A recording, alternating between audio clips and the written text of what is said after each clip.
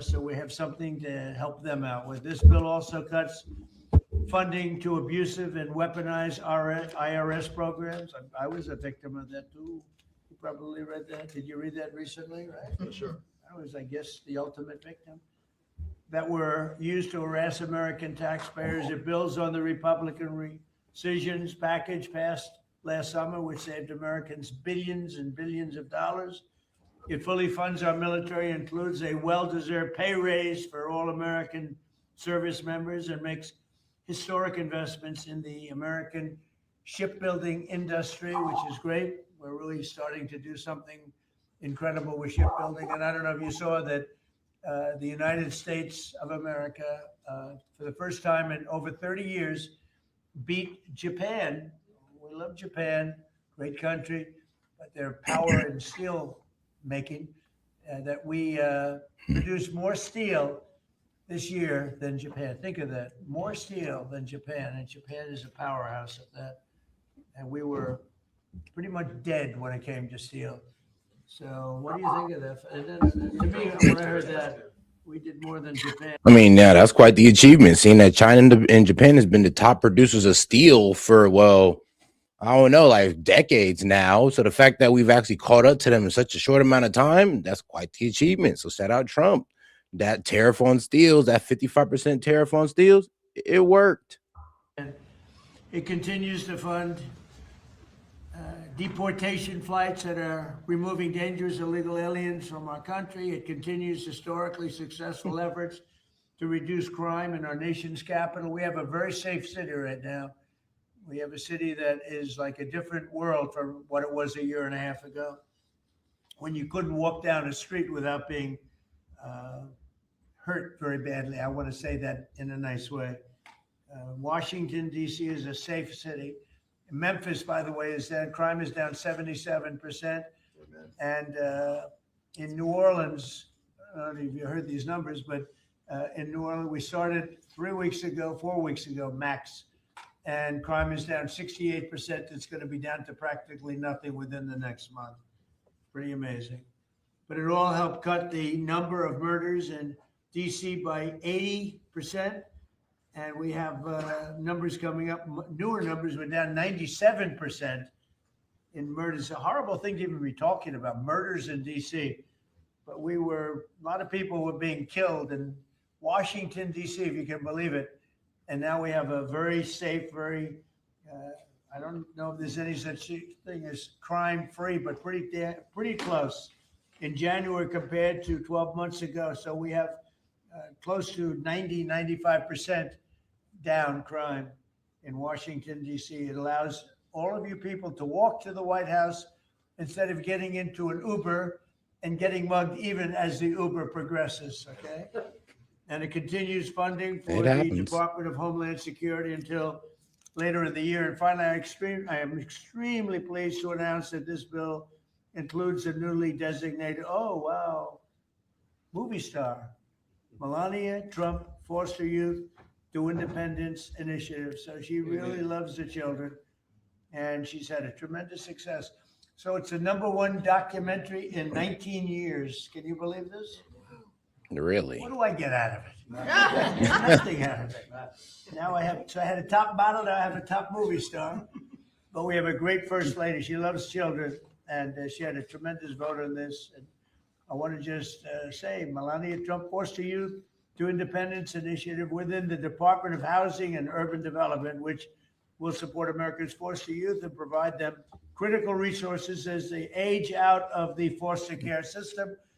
And the First Lady loves children, and she's been very much involved with children and helping them out and making. Yeah, I'll tell you this: Melania Trump got way more recognition in Trump's second term than her first term. It kind of seems like she played the quiet wife, and now in this term, she's out here writing letters to Putin to release kids, out here making documentaries and all this good stuff, programs for the children and all that. So she's getting pretty active now as First Lady. Quite the change of pace from the first term. Get them better. That's what she wants to do. Wants to help them, and she wants to make them better. And she does a great job of it. She's respected, and her movie got really incredible reviews. She's done it. We're all proud of her. Actually, it's amazing. Not easy to do that. Not easy to do it. So I just want to thank everybody for being here. If you would have some questions, I might just ask before you do that. These are all outstanding politicians, the top. In my opinion, the top in the whole world. But that's one of those things I like to build it up. Oh God, do me a favor and double tap that screen and like the video, guys. Appreciate the support, by the way. But let's not forget to double tap that screen. And holy crap, Set, you shaved. It looks pretty good. Yeah, good. I mean, hey, I shave every now and then. And I shaved yesterday, if y'all didn't notice. Now y'all notice. Great. Now I feel like the neglected wife now who changed her hair, but the husband never notices. Oh, pity me. Oh, I'm just playing. All right, guys, let's go ahead and get back into it. And shout out to O for being the first one. Appreciate you starting us off, sis. A little bit, but they're the top politicians, they're the top political minds. And if you have any statement, does anybody have a statement that you'd like to make? We'll start on the left side. Anybody? How about Mr. Speaker? Well, this is a big thing, Mr. President. Thank you for your leadership and helping us steward this through. For a long time, we wanted to get back to regular order in the appropriations process. And you're standing up here with the best appropriators in the business and have served in many years. And we forced the muscle memory back. We're getting back to that regular order process. 12 separate appropriations bills. We've gotten them to your desk, and this is a big thing. It seems like a small thing, but it's a big thing. And we're spending less money year over year, and with all the innovations and things that you said there, this is good for the country. And America is back. The hat is appropriate. That's the right slogan. It's a new hat. We just came out. America is back. Look, CNN's thrilled. Look at her. She's never smiles. I never see her smile. I mean, we done we overtook Japan in steel production. We now have the biggest oil reserves in the world, considering that we seized Venezuelan oil, and now their oil is being sold to us, basically, and whatever money they make from it is now put in a trust that we monitor. So yeah, America is back. I mean, well, to be honest, I don't even think we never seen America like this. I don't know an America that was out here just snatching up leaders and taking their resources for their own just to up our own oil reserves to stabilize or to, I don't know, solidify our petrodollar. I mean, this might be a first. Someday I'll see her smile. Mr. President, Yes. could I mention I like that there's it. significant healthcare reform in this bill, PBM reform, something that you have been working on and we appreciate. Oh, and shout out to my man Wesley, says pizza dog, bark, bark, shut the mouth. Well, all right. Shout out my man Wesley. And applaud your efforts, bringing drug prices down for citizens here in America. Not only that, but we extended telehealth, and also we are addressing maternal mortality in this bill. Rural health care has been a big part of your focus, and we appreciate that. Thank you very much. Thank you, buddy. You know, a very big thing, I think, for all of us is most favored nations on drug pricing. So for 30 years, they've been talking about it, more than that. And it's basically, we now will take prescription drugs will come down to the lowest price anywhere in the world. So if a country is selling a pill for $10 and we're selling it for $130, which is not much of an exaggeration at all. Nope, it's not. We were paying the highest drug prices anywhere in the world. Now we'll be paying tied with the lowest price. It's most favored nations. We will have the lowest price anywhere in the world. So a pill that was for $130 will be down to $20. So you can make a case that that's 800, 900%, or like the press likes to hear, it's about 80%. Yeah. But we're going to get reductions like. Yes, it is about 80%, Trump. You can only go upwards 100% plus. You can add value by 100%, but you can't decrease value by 100% because you'd make it free.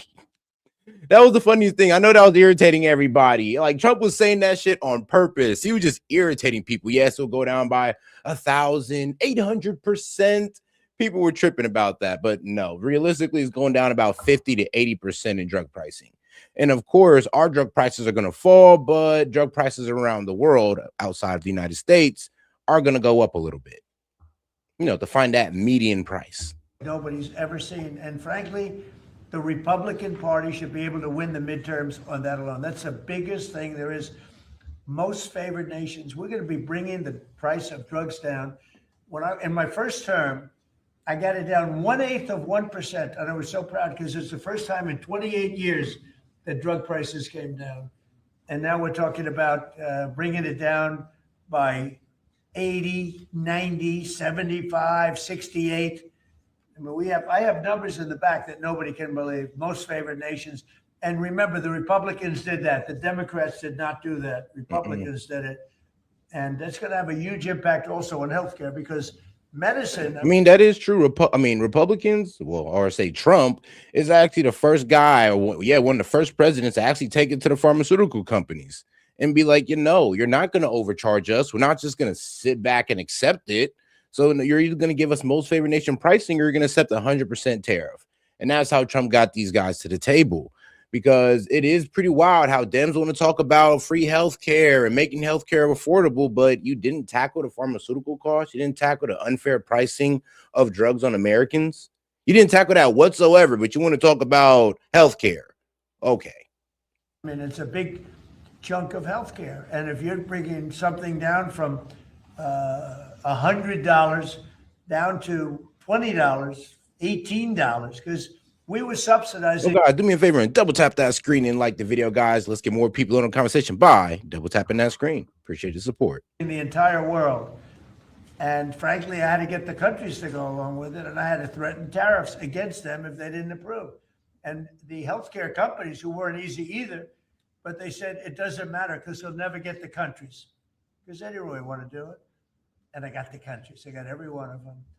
And really, people can't even believe it. But for the people standing behind me, if you use that alone, you should win. We should win the elections coming up.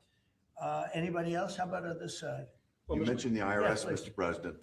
Their behavior has been atrocious. If you think about leaking your tax returns, the tax returns of others, and never any accountability. I must have questioned Janet Yellen 4 times, 5 times under oath about this and never an answer. We stripped $10 billion from the IRS in this bill that you just signed. And today I launched an investigation with my staff on all of these contractors that are associated with the ones that allowed your information to be put out. These contractors that hire activists to come in and do their work. These corporations here in America that bring activists in to do their work, that's going to come to an end. They did leak my tax returns. It was terrible. The good news is I paid a hell of a lot of tax. I paid tens of millions of dollars. I said, where are my accountants? I want to talk to my accountant. But they did. They leaked my tax return. They didn't do it in a nice way. They tried to get something out of it. Yo, and shout out to my man Jed, member for 6 months. Appreciate the support, brother. And he says, why you sickos and insults always involve genitalia or crap? Like low keto. Like why does it always like, oh, Trump's penis is small? I mean, that's a bit weird. I mean, like, what, you want to find out or something? I mean, bro, think about it. Y'all say y'all hate Trump, but y'all talk about this man's body parts. Y'all talk about this man's children, his wife, everything involving this man. Actually, here's the thing. You guys will bring up Trump before I do. And I'm a Trump supporter. And you guys will bring this man up way more times than me. It's actually funny. I mean, what can I say? There's a thin line between love and hate. But no, they're bad people. Accountability is coming, though. You think about the phone companies that leaked our They telephone secretly love records, this man. several of us here. Right. Verizon leaked my telephone records. You think about what's happened across the country. This is going to come to an end. We should have voter ID, by the way. We should have a lot of the things that I think everybody wants to see. Who would not want voter ID? Only somebody that wants to cheat. Think of it. We don't have voter ID. And the Democrats don't want it. And the reason they don't want it because they want to cheat. Because there's no reason in the world. And I love that debate, Lindsay. I love saying, well, why don't you want voter ID? And you watch them say, I don't know. I just Make can't. them It's vote. racist. No, it's a terrible thing. So anyway, No, it's like kind of insulting the argument. It's like, well, that they won't know how to fill out the papers and it's extremely racist. And well, what about the old people? And it's just like, all right, so you can't really provide no logical argument. You just have emotional ones. Okay. We see where you're going with this. anybody else? Well, Mr. President, you Please. said you wanted to make America safer and more prosperous, Right. and we have done it. More prosperity means more money in people's pockets, and they notice that every time they go to fill up with gas, and they're going to know it when they get their tax returns that this year are going to be at least $1,000, if not more, greater than it's been in the past, and that's a result of the work that you've done with this whole group. And in terms of America being safer, A number of us were at the border 2 weeks ago. The border is secure. No one is coming across, not the 10,000 we saw every day with Joe Biden. And the American people still in overwhelming numbers, Republicans, Democrats, and independents all say illegal immigrant criminals need to be deported. And Mr. President, you're doing that. And no tax on tips. No tax, No tax on on Social Social Security, No tax at all. more money Think of in it. people's pockets. Think of it. And that was all the great big beautiful bill, as I call it, the great big beautiful bill. To me, that's what it is. And people are starting to realize it now. They're starting to see. They're gonna And see it in their a pockets. tax deduction on if you buy a car, if it's made in America, only if it's made in America. The rest we don't care about so much. But you buy a car, you get an interest deduction. You borrow money, you get an interest tax deduction. And that is, you take interest, you deduct it against your tax. So to me, that's unbelievable for the people, unbelievable for our car companies, which is jobs. Anybody else on there? Yeah, Mr. please. President, the biggest part of this. And he truly helped out the car companies by putting that 20% tariffs on any car made outside the US. He gets these manufacturers to bring in their manufacturing of their cars to the US, thus creating jobs, and they can go ahead and get that benefit of not being tariffed. And of course, the Americans can get that benefit of the financing on the car because it was made in America. I mean, it's a really good deal for both the manufacturer and the people of America. Is our national security. Right. And thank you. The men and women who serve this country are grateful to you. We give them a pay raise. We're building more ships, as you said, planes, missiles. We need to defend this country, and you're doing a great job in leading us in the right direction. Thank you very much. Katie, go ahead. You were going to say something. Yeah, no, Mr. President, this is just unprecedented leadership. The fact that you got everyone to come together and actually get these bills across the finish line, you heard it from the speaker, but that hasn't happened in a long time. So 96% of the government being funded, your priorities put in place, Mr. President, so that we can make the country safer, we can make it more prosperous. And not only can we make America great again, but we can tell people now America is back. Yeah, it's a great, we'll never forget MAGA, and we're all with MAGA, but I thought this was very appropriate, right? Love it. Right? Love it. Says everything. Cindy Hyde, come on, say something, Well, there's a little hospital in here, a rural hospital in Meadville, Mississippi, right? called Franklin County Hospital. It would have closed the end of this month without this bill. Thank you from everybody in Mississippi, especially Franklin County. And we've covered the rural very well. Nobody ever thought it was possible because we had a lot of opposition from the Democrats, as you know, but nobody thought it was possible. That's great. How about The problem is the Democrats didn't really care about rural hospitals. They just wanted to add more wasteful spending into Medicaid. Like they just wanted that, like, look, what did Trump cut out? $930 billion over the next 10 years, basically $93 billion every year. The Democrats wanted to put that back in. They didn't really care about rural health care. They just wanted to put that crazy spending back in there, and that was it. I mean, they actually wanted to take away the funding for rural health care just to put that funding back in. And let's be real, that original funding wasn't helping rural health care, but it was funding a whole bunch of fraudulent activity. I'll tell you that. back there, Tom? Best budget for Native Americans ever, Mr. President. Thank you. Appreciate that help. So we'll sign it. Sorry, and if you Medicaid. would have some questions. Sorry, guys, Medicaid, not Medicare. Because Medicare, that's still like $1.2 trillion, and that needs to get cut. But Medicaid right now is at like $825 billion, in funding. Anybody up here? Let me just piggyback. This rural America is taken care of in this bill. And I mean, as Cindy says, so thank you for all America, but especially rural America. Thank you. Thank you, everybody.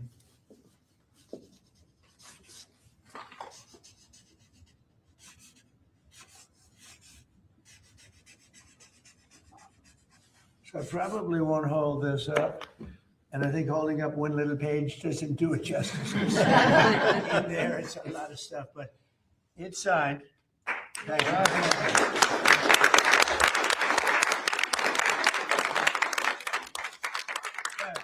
Thank you. On Iran, are the negotiations still happening this week? Yeah. Where will they be? And what do you need to hear from They're Iran? all over, but they are negotiating. They'd like to do something, and we'll see if something is going to be done. They had a chance to do something a while ago, and it didn't work out, and we did Midnight Hammer. I don't think they want that happening again, but they would like to negotiate. We are negotiating with them right now, yes. Where will Mr. the- President, Mr. President. Where will the meeting be? It seems I like can't tell you that. Mr. President, There's more than one meeting. Yep. Mr. President, how was your meeting with Gustavo Petro earlier today? And did you come to any agreement on counter-narcotic efforts? Yeah, we did. We worked on it and we got along very well. He and I weren't exactly the best of friends, but I wasn't insulted because I never met him. I didn't know him at all. And we got along very well, and we're working on that. We're working on some other things too, including sanctions. And yeah, we had a very good meeting. So you came to an agreement? I thought he was terrific. You know, he was very good. We got along great. Mr. President, will you give us? Actually, he's supposed to be holding a press conference. We're talking about the president of Colombia. Yes, the president of the Republic of Colombia. He's supposed to be holding a press conference here soon. So we'll see what comes of that. On how the talks are going for potential changes to the Department of Homeland Security. Have you agreed to any specifics? None. Well, we have a secure border. In fact, we have 9 months now where nobody has come into our country illegally. Now, I don't know if I can believe that because, you know, you go from 25 million people to nobody, but the Democrats do that. You know, they're leaning left, the people that do that report.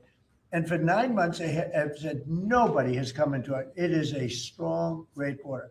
We do have people coming into our country, but they're all coming in legally. You take a look at that and look at what was going on a year and a half ago on our border, where criminals were coming in, drug dealers were coming in, people from mental institutions were coming in. The worst, you know, they say the worst, I don't even know if I like the term, but the worst of the worst was coming into our country. And now we have virtually no, our country it's beautiful to see. Even if you go down, you know, some of you, I think were down there a couple of weeks ago and you couldn't believe it, right? Because you were there 2 years ago. 10,000 a day. And 10,000 a day. Now you didn't even see anybody. Nobody comes up with saving lives because nobody comes up. They have to come through the jungles and they're dying of all sorts of problems, including murder. And we have nobody coming in and we're getting people out that we have 11,888 murderers who came into our country. We're getting them out. We're getting them out fast. And the only place where there's a little bit of a problem, and I will tell you this, Minnesota, their crime because of us, because we've taken out thousands of criminals, their crime is down, not because of anybody else, it's because of us. Their crime is down. But all over the country, wherever we're involved, we're getting criminals out of our country, and the crime rate now is the lowest it's been since 1900. That's 125 years. And that's despite the fact with an open border stupid policy, 25 million people, in my opinion, came into our country. And many of those people should not have been allowed to come into our country. Mr. President, On Ukraine, Mr. President, yesterday you were talking about how Vladimir Putin had agreed to a pause during the cold weather. Overnight, those attacks have started up. I know. It was Sunday. It was Sunday to Sunday, and it opened up, and he hit him hard last night. No, he agreed. He kept his word on that. It's a lot. You know, 1 week is, we'll take anything because it's really, really cold over there. But it was on Sunday, and he went from Sunday to Sunday. Are you disappointed he didn't go further? Or go Yeah, I would like to. I want him to end the war. I spoke to him. I want him to end the war. Mr. President, What exactly did you mean? I mean, as one of the harshest winters in the region rolls through there, it is getting pretty tough for the Ukrainians and the Russians to keep this war going. But as we know, the press guy that Putin is, he's keeping it going. And of course, we all want Putin to stop the war, but it doesn't seem that Putin is going to stop it unless, well, it seems like he's looking for Ukraine to surrender. Well, they're not willing to concede land, so they're looking for a full surrender, and they already got about 10 to 20% of their land taken. So I'm not sure how much they need to be taken, like, what, 40, 50 before they come to the table and they're just like, okay, yeah, we'll go ahead and concede the land and end the war. But right now, that's not happening. NATO and Ukraine are basically still going against Russia. But we'll see how that ends for them. Said that you should nationalize elections. In which 15 states are you talking about? I want to see elections be honest. And if a state can't run an election, I think the people behind me should do something about it. Because, you know, if you think about it, a state is an agent for the federal government in elections. I don't know why the federal government doesn't do them anyway.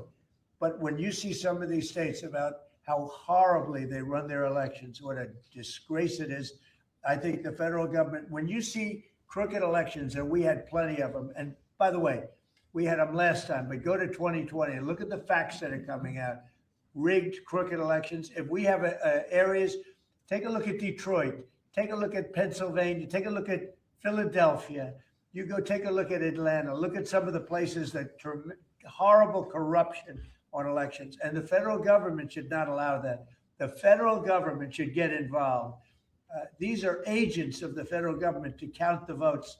If they can't count the votes legally and honestly, then somebody else should take But the over. Constitution says it should be states that Go administer ahead. elections, Mr. Yeah, President. they That's what can, the you know what? Constitution says. They can administer the election, but they have to do it honestly. Yeah, that's the problem. I mean, well, here's the thing. We would hope that we can trust states to run a fair and honest election. But as we've seen in California, I mean, bro, they're not even asking for people's IDs.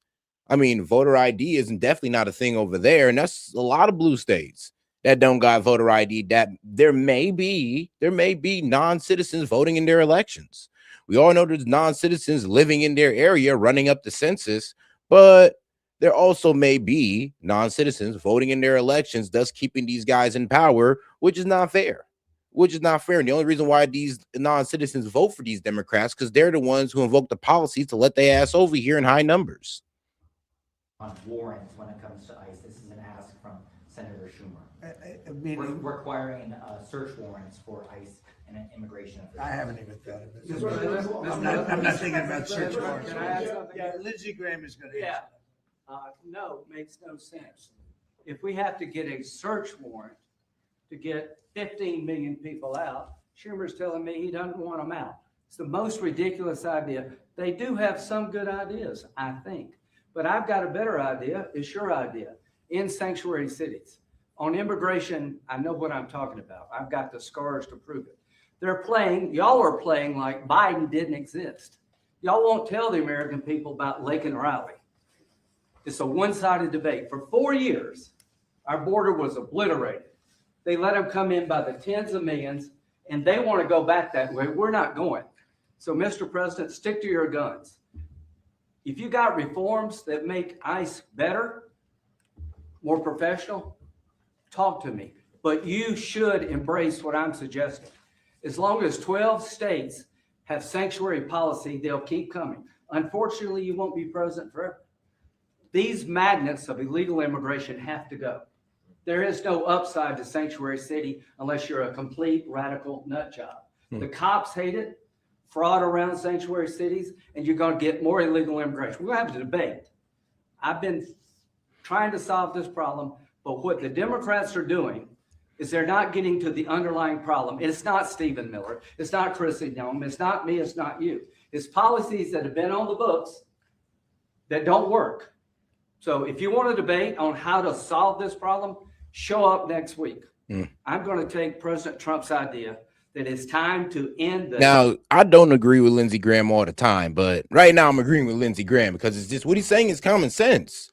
I know he's your favorite warmongering like Republican, but let's be real, and I don't like that about him, but let's be real, he's making sense. He's like, look, you guys want to sit here and blame Chrissy Nome and Stephen Miller over rhetoric, but you're not willing to sit here and blame Jacob Fry and Tim Walz for not bringing out the National Guard, not bringing out the local police, providing crowd control, all things that they have the power to do that have prevented those 2 deaths from happening.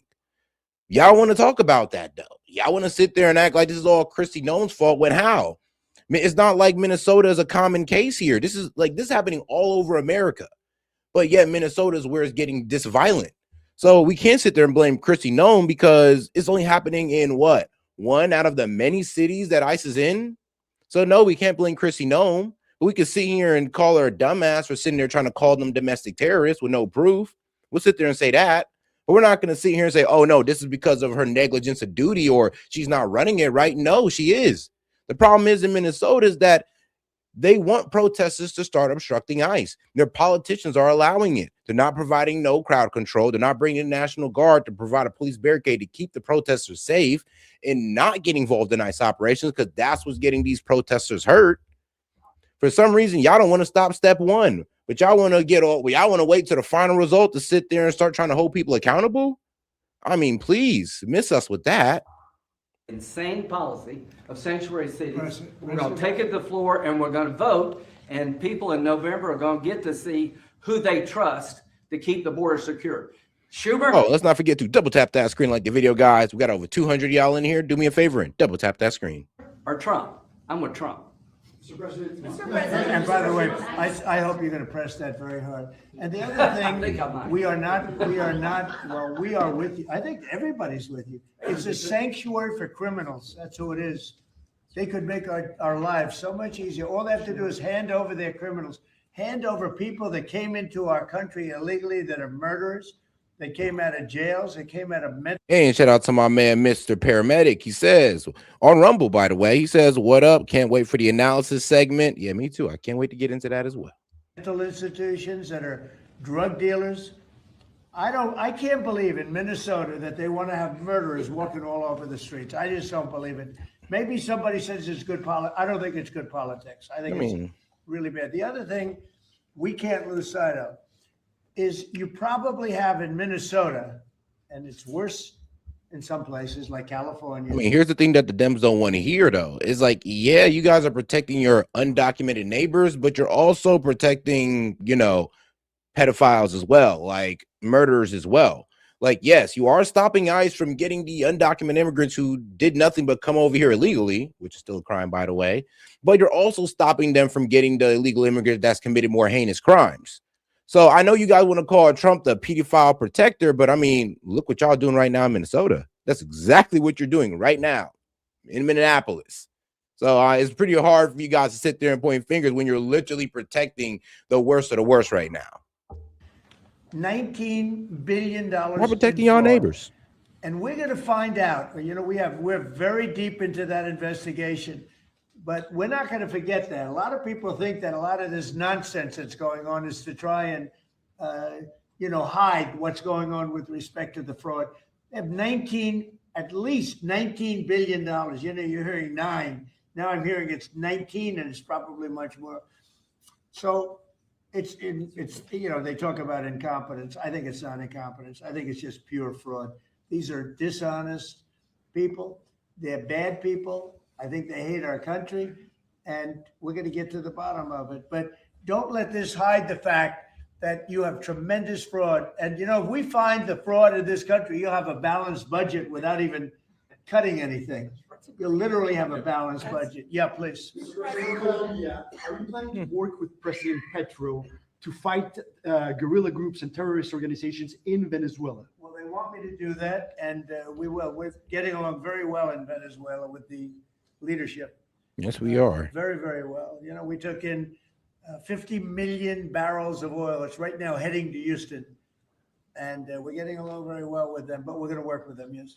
Mr. President, months ago you had in your office here Peter Mandelson, the British ambassador. You were shaking hands with him over a trade deal. He's today been forced to resign from the House of Lords, the upper house of the British Parliament, over his links to Jeffrey Epstein. Just wondered if you had any reaction to that, since obviously he was here before. About it, but I really don't know too much about it. I know who he is.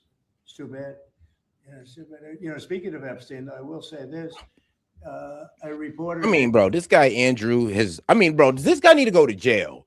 Not only would you out here walking with Epstein, try to deny a relationship with him, had an extremely close relationship with him, and now there's photos of you standing over what seems to be an unconscious little girl with people in the background. So, I mean, bro, yeah, he needs to go to jail. Actually, I'm actually happy that the prime minister said, well, Starmer said, yo, yeah, you need to go back and testify in front of Congress or in front of the Americans for what you did, bro, because there's no defending you at this point. I mean, we already stripped away your royal duties, or royal status, but yeah, you need to actually go out there and explain yourself, because this is bad. When it comes to Prince Andrew, it's that bad. Named Wolf. And Epstein conspired. Oh, and shout out to my man Jet on Rumble. Appreciate the support, bro. He says the left wants open borders, but now they are putting up borders and barricades in Minnesota to keep ICE out. Make that make sense, like, bro. It's like literally. Like, man, yeah, y'all couldn't have done that y'all couldn't have done that for the illegals. Okay. Here's the thing, though. Like, these guys in like Minneapolis are complaining about a police state, but they're literally about to walk themselves into a police state if they keep on aggressing against ICE. I mean, it gets to a certain point that what y'all gonna start doing? Shooting at ICE? Then when it becomes a police state, you guys are going to sit there and cry and complain when your leadership did not do anything to try to uphold the law at all or to try to keep you guys safe at all. But it's Trump's fault, though. Okay. Like I said, it's the complete delusion if you're in Minneapolis sitting there thinking that, oh, this is all Trump's fault. No, it's your mayor and Tim Walz. This just came out yesterday, and the millions of pages of documents, how crazy this is, conspired against me in order to fight like hell to make sure I lose the election. That's the only thing that was mentioned about me. Now, about Democrats, some really bad stuff, but about me, that Wolf, whoever Wolf is, he wrote a book, a couple of books, and Epstein conspired against me. Did you know that, Mr. Senator? Did you know that? They conspired against me, so I lose the election, or worse. So that takes care of Epstein as far as Trump is concerned, but you got a lot of Democrats out there that are very much involved with Epstein. But I'll be honest with you, you got to get back to running the country too. Now, it has been proven that, yeah, Epstein was trying to scheme against Trump because he didn't want Trump to win because Epstein was, well, he's a Democrat. He's a liberal. I mean, bro, look at the man's lifestyle. I'm like, outside the pedophilia, the man was really involved in Hollywood and all that good stuff. So, yeah, and what's mainly Hollywood comprised of politically? Liberals. I mean, come on, now look at the Grammys. Look how that worked out. But yeah, so it does make sense that Jeffrey Epstein was trying to go against the man. He's a Republican. All of a sudden, he's the guy that kicked him out the club. He's like, F this guy. So yeah, that makes sense. Now, does this kind of sweep under the rug the multiple allegations against Trump? Well, not really, but you are going to have to track those down to actually see if they can be corroborated. And we are going to have to try to, like, I guess the name of some of these victims because, well, to be honest with you, all we know is that somebody came in, said this stuff, and then we either checked it up and we said, no, there's nothing to this, or we never ran it up and somehow that young lady died. I'm not talking about Trump. I'm talking about across the board in the Epstein files. This what seems to happen. They snitch on they complain on a billionaire or a high net worth individual or a high status individual, and it's either it gets, investigated and nothing comes of it, which is okay, because like I said, there be haters out there, or it was never looked into and the person's either seen as crazy or they died, I don't know, maybe like a week later. That just seems to be the pattern. Millions and millions every week. When Epstein was alive, nobody cared about him. When he's dead, they care about him. But it's really a Democrat problem. It's not a Republican. It's a Democrat problem. We're going to touch that man Epstein. We're talking about a man that could drop info on you and everybody in your social group in a second, especially if you're involved in politics, business, and of course entertainment. But who would want to touch that guy? You have to wait till he was dead to come after him. Honestly, I think one of the main reasons they killed Epstein is because all he had to do was make a 5-minute, 10-minute video on everybody who was involved, and bruh, it'd have been over. It'd have been over. And I wish he had the time to do that. I wish. But shout out my man Jed. He said Grammys got even worse. It's a lefty circle jerk now. I mean, no, exactly. I seen it. And I know Trump seen it as well because he tweeted about it. Not in kind words, of course. The problem Republicans have is that we have to get back to, number one, running our country, and then number two, very importantly, letting the public know what a great job we're doing. We have the greatest economy in the history of the world. We have $18 trillion being spent. The record was $3 trillion many years ago, not by us, by another country. I won't say the country. Yeah, please. Did you read those new files, Mr. President, that Have you came been out? briefed on Savannah Guthrie's mom missing in Arizona? I think it's terrible. Would you commit to more federal agents like helping out on the search? Sure, or I anything would. like I'm that? going to call her later on. I think it's a terrible thing. I always got along very good with Savannah. Very unusual situation, but we're going to find out. Yeah, what do you want? On the Epstein files, you talked about Democrats who were in there. Elon Musk was also in there, and so was your Commerce Secretary Howard Lutnick and correspondence that he had with him. Did you read those new files? This man cold-blooded with it. He just shrugged that one off. He's like, man, I don't care. He's like, shoot, my name being cleared, it don't matter. But no, now look, when it comes to Elon, now look, the story about Elon raping girls, that was never corroborated. It actually seems like Elon was never in that vicinity. It was just a story told about him for some crazy reason. But what makes it bad on Elon is the fact that he said he never wanted to go to Epstein Island. He said never had no interest, but there's emails showing that he had interest in doing so. Now, 3 days later, who knows? Elon could have got word of what really goes down, or he could have been just too busy and he said, no, I'm good. But the problem is that Elon said he had no interest, and there's emails showing that he showed interest. Does that mean Elon is a pedophile? Of course not. That means it means that he either wanted to be secretive about that conversation or he forgot about it, which can happen. We're talking about something that was like 2013, over 10 years ago. So we can give a little grace to Elon. Lutnick, however, man, it's a bit complicated because he said after that little engagement with Epstein, where he walked in and seen the massage chair and it looked all so creepy and all that, the vibes were off. He walked out and his wife said, yeah, you're never going there again. All of a sudden, you have emails of him texting Epstein on talking about, oh, well, can we get dinner? That's the problem. Published by the No, Department of Justice? I have a lot of things I'm doing, a lot of things I'm doing. I don't know. You mentioned 2 names. I'm sure they're fine. I'm sure they're fine. Otherwise, it would have been major headlines. A lot of women who are survivors of Epstein's are unhappy with those redactions that came out. Some of them, entire witness interviews are totally blacked out. Do you think that they should be more transparent? They thought they released too much. I heard that, and you tell me something else. No. Oh, guys, do me a favor and double tap that screen and like the video, guys. Let's get us to 100 likes. So let's do that by double tapping that screen. Appreciate the support. I think it's really time for the country to get onto something else. Really. Now that nothing came out about me, other than it was a conspiracy against me, literally by Epstein and other people. But I think it's time now for the country to maybe get onto something else. But what would you say to people like who feel like they haven't gotten healthcare justice, Mr. President? Something that people care about. Yeah, what did you say? No, we care about the Epstein. Epstein. Survivors who feel like they haven't gotten You are justice. the worst reporter. No wonder CNN has no ratings because of people like you. She's a young woman. I don't think I've ever seen you smile. I've known you for 10 years. I don't think I've ever seen a smile Well, on I'm your asking face. you about survivors. You know why? of You know why Epstein, you're Mr. not President. smiling? Because you know you're not telling the truth. Damn. And Okay, Trump. You're a very dishonest organization, and they should be ashamed of you. These are Okay, survivors go of ahead. Yeah. sexual You abuse. mentioned healthcare, and the bill that was just passed does not include your healthcare savings. I mean, look, I kind of feel where Trump is coming from. He's like, all right, what else do you want me to do? It's like I'm releasing the files. I can't really control what the DOJ is doing. It's a sloppy job, but take that to Todd Blanche and Pam Bondi over here trying to grill me as if I have say over the redactions, and he doesn't. I mean, there's only so much Trump can answer for at the end of the day. Like, let's be real. So this is a question for you and maybe for Mr. Speaker as well. I mean, like CNN, if you really want to ask somebody, oh yeah, you already had Todd Blanche on like a day ago, and you ain't want to ask him this question, like. Really? I mean, you've yet to have Pam Bondi on, which I don't think she would go for, to be quite honest with you. Pam Bondi seemed to be ducking every interview but a Fox interview.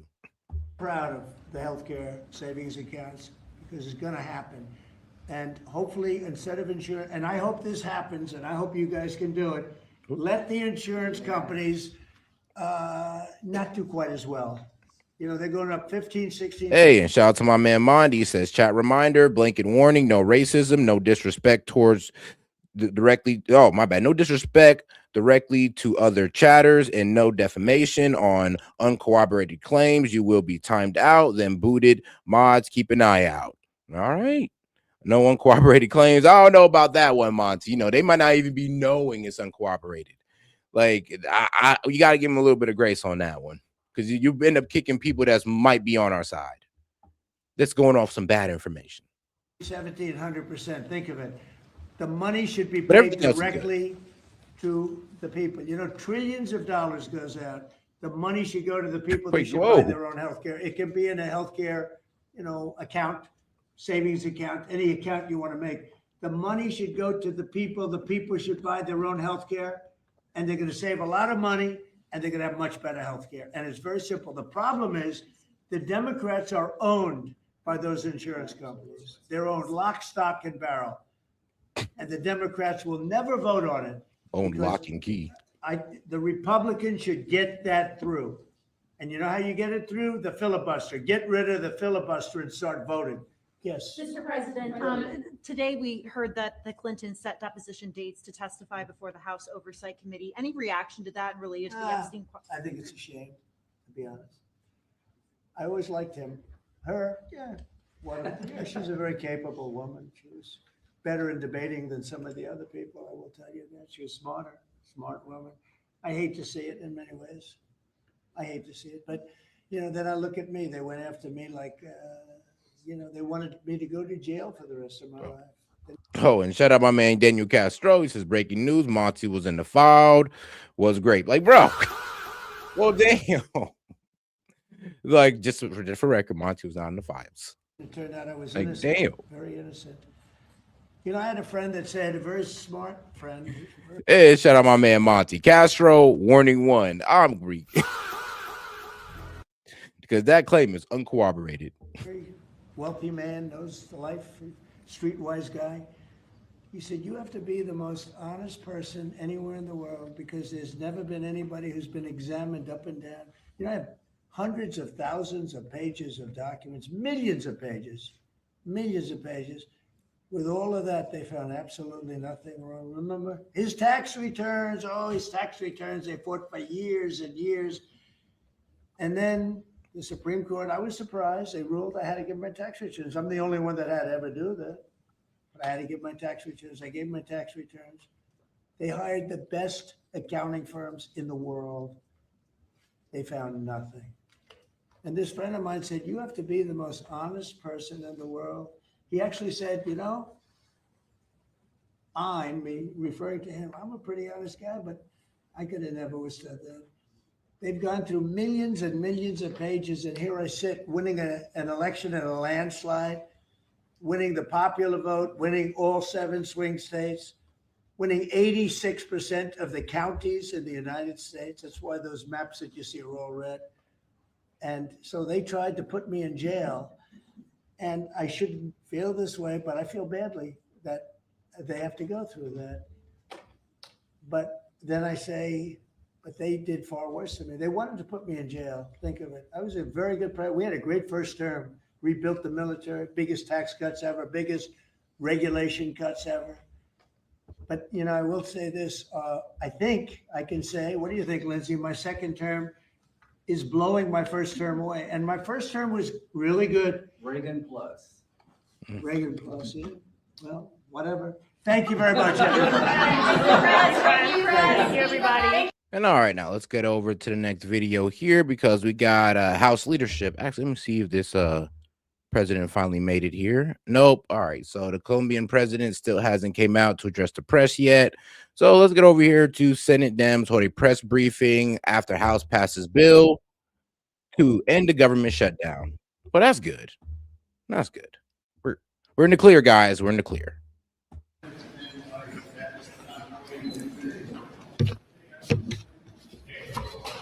All right. Good afternoon.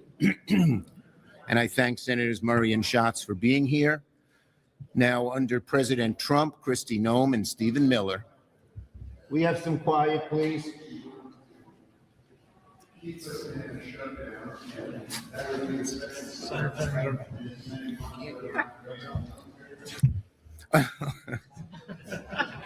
Good afternoon, everybody. Under President Trump, Kristi Noem, and Stephen Miller, ICE's been unleashed without guardrails, violating constitutional rights, and refusing to coordinate with state and local law enforcement. That's not border security, and that's not law and order. It's chaos created at the top and inflicted on our neighborhoods and our cities. Bruh. I mean, the only thing you were right about was that, yeah, it's created from the top, which is Tim Walz and Jacob Fry, who's refusing to provide any type of control on the situation. There's no crowd control. There's no cutting off of certain parts of the street so ICE can do their operations. Nothing, none of that. You guys are literally letting protesters obstruct ICE officers, go after them, hunt them down. I mean, one even got their finger bitten off, and you guys are going like, oh, yeah, this is all manufactured by ICE? No, this is manufactured by Jacob Fry and Tim Walz, and they want to sit there and play innocent. But if you have any type of rational thinking, you would understand that, yo, ICE is not meant to do crowd control. Neither is Custom Border Patrol. But due to the fact that these guys are not giving them the crowd control that they need with the local police, they have to bring in these guys, and it's getting out of hand. And I can't sit there and blame ICE because they have to do their job. Can't sit there and blame Customs and Border Patrol because they're only getting brought in because Jacob Fry and Tim Walz are not doing their job. So who do we blame? The people trying to do their job or the people who refuse to do their job? Yesterday, Secretary Noem, who for some reason still has a job, announced that Right, you agents still in got one. Minneapolis will start wearing body cameras. Let me be clear. Kristi Noem does not get credit for agents saying agents will finally do what they should have been doing all along. And why just Minneapolis? Why not the whole country? Every DHS agent everywhere should have a body camera, and it should be on. That protects Americans, it protects officers, it's common sense. But executive actions are not enough, and this administration has proven it cannot be trusted. We don't need promises, we need law. That's why Democrats are pushing simple, uniform reforms to protect Americans everywhere. First, end roving patrols. Warrants. That's what America, when you arrest somebody, when you break into their house, you need a warrant. Why is ICE accepted from that? You don't get to scoop innocent Americans off the streets. Yeah, they're not scooping innocent Americans off the street. They're scooping undocumented immigrants off the street. Criminals, undocumented criminals off the street, not citizens at all. And they really they can detain citizens for up to 72 hours, but there's been no citizen detained for 72 hours. Actually, I was crying about somebody being detained for 2 days when that's lawful. I'm sorry, but look it up. You can be detained for up to 72 hours. And if they don't bring no charges with you after that and you stay 74 hours, then that's a problem. Second, accountability. ICE must follow the same rules as local police departments, including independent investigations. And speaking of playing by the same rules, masks need to come off. Nope. Cameras need to go on. Sure. No, I agree with him on that. Like masks, though, they don't need to come off because you guys are doxing these people and harassing their family members. So no, we can't trust you guys to do that. But what we can do is put body cams on. I mean, that's completely fair. So I'll give him that one. Every officer needs to have ID, simple, plain ID. It's common sense. If a small-town police officer in upstate New York needs to have identification, why doesn't a federal officer? Why are Republicans against this? Which is true in just about every police department in America. Yeah, bro, because actually, here's the thing. You want to know why they don't want to bring out the local police? Because the local police will have to mask up as well because they'd be seen as the enemy, just like ICE is.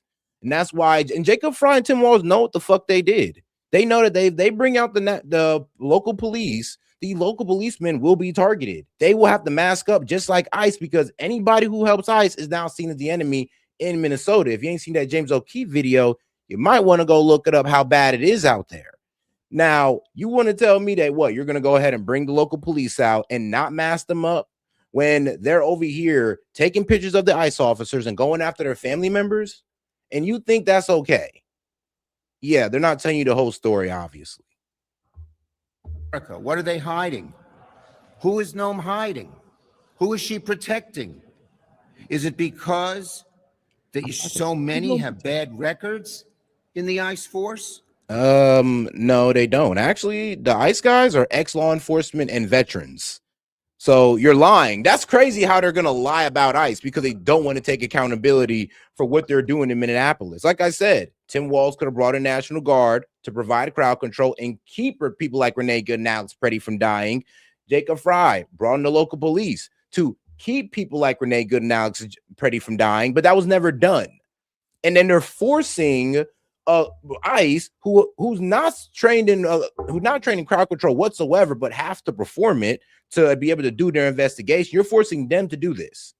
And then when things go bad, because you're forcing people who are not trained in crowd control, but trained in law enforcement to provide crowd control, you don't expect things to go bad and you want to blame ICE. But guess what? You can't blame ICE because this is not happening in any other city but Minneapolis. What does that tell you? That there's a special case going on there, because in other cities, I'm gonna be real with you, these people aren't as bad. They're not tracking down ICE. They're not doing no ICE watcher. They're not doxing them to go after their family members. They're not biting off their fucking fingers, by the way. This is all happening in Minnesota. They're not throwing fireworks at them. This is all in Minnesota. So you can't sit here and blame ICE at this point because everywhere else they're working fine. You're using a one-off situation and trying to act like it's happening across America, and that's a lie. Or don't really belong there? No more anonymous agents.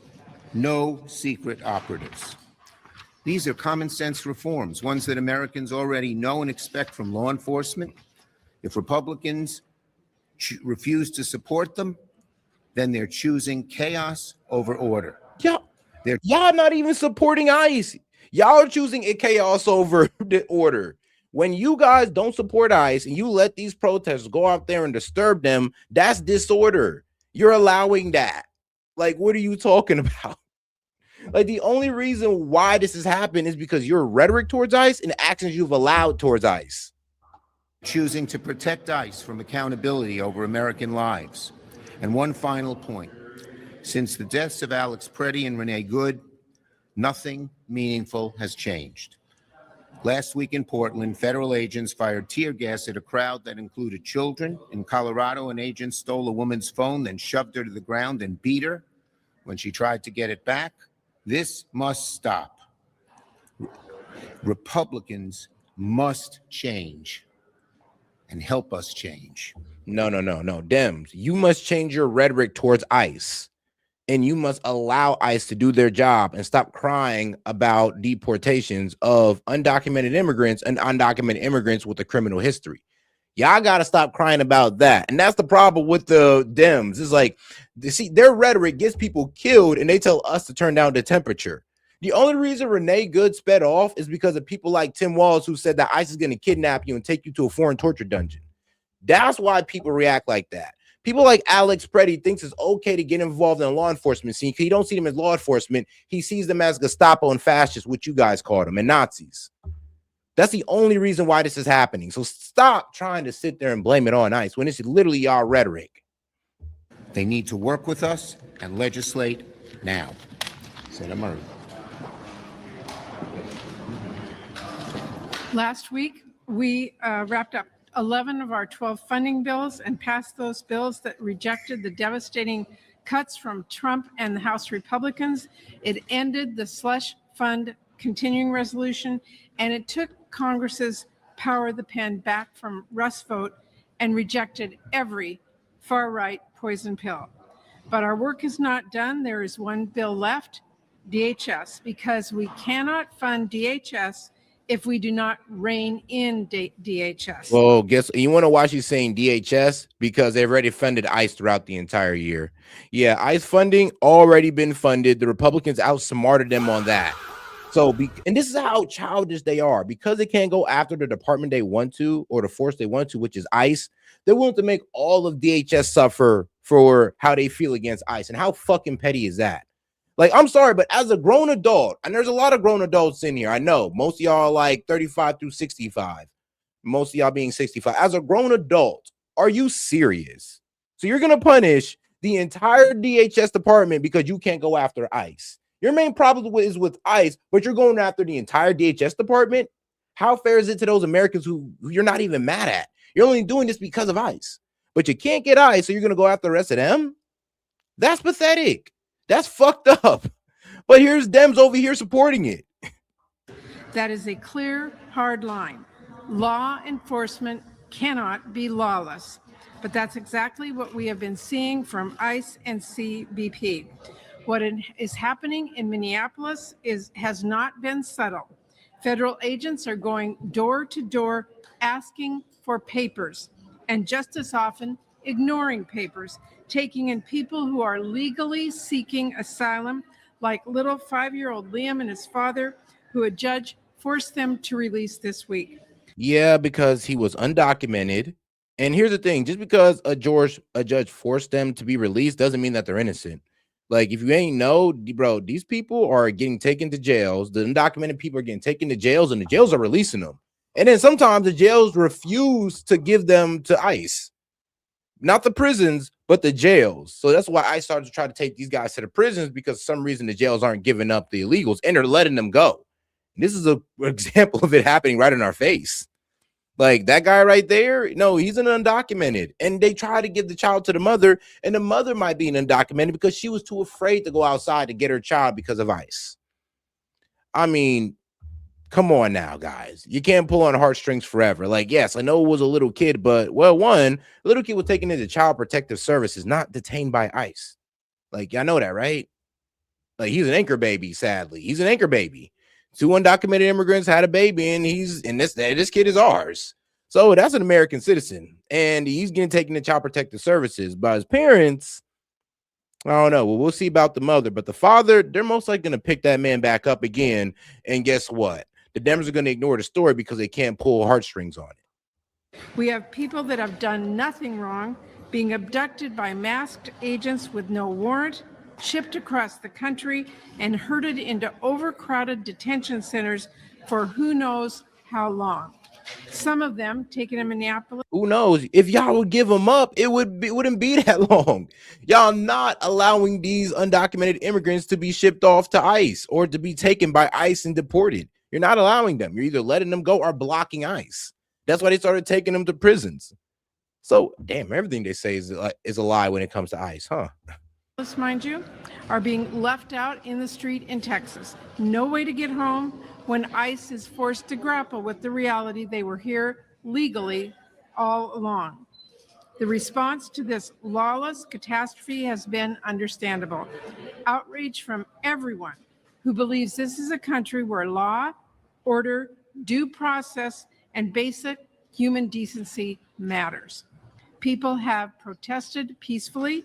People have No, they haven't. There are some people protesting peacefully, but as soon as you get involved or you start impeding or obstructing law enforcement or the ICE officers, yeah, you're no longer peacefully protesting. But that's what they try to make it seem. Oh, they're just all peacefully protesting. No, they're not. Renee Good wasn't peacefully protesting.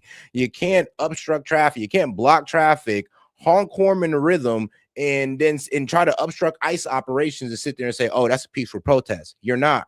Alex Pretty, he could have just sat there and stayed on the side and just kept yelling and holding up his sign, but he wanted to get involved, went right towards an ICE officer to block him. And guess what? That's not peaceful protesting. That's obstruction. So no, they're not peaceful protesters. At least the ones that got shot. And I mean, I wish they never got shot. I wish they'd have taken different actions, but they walked themselves into that.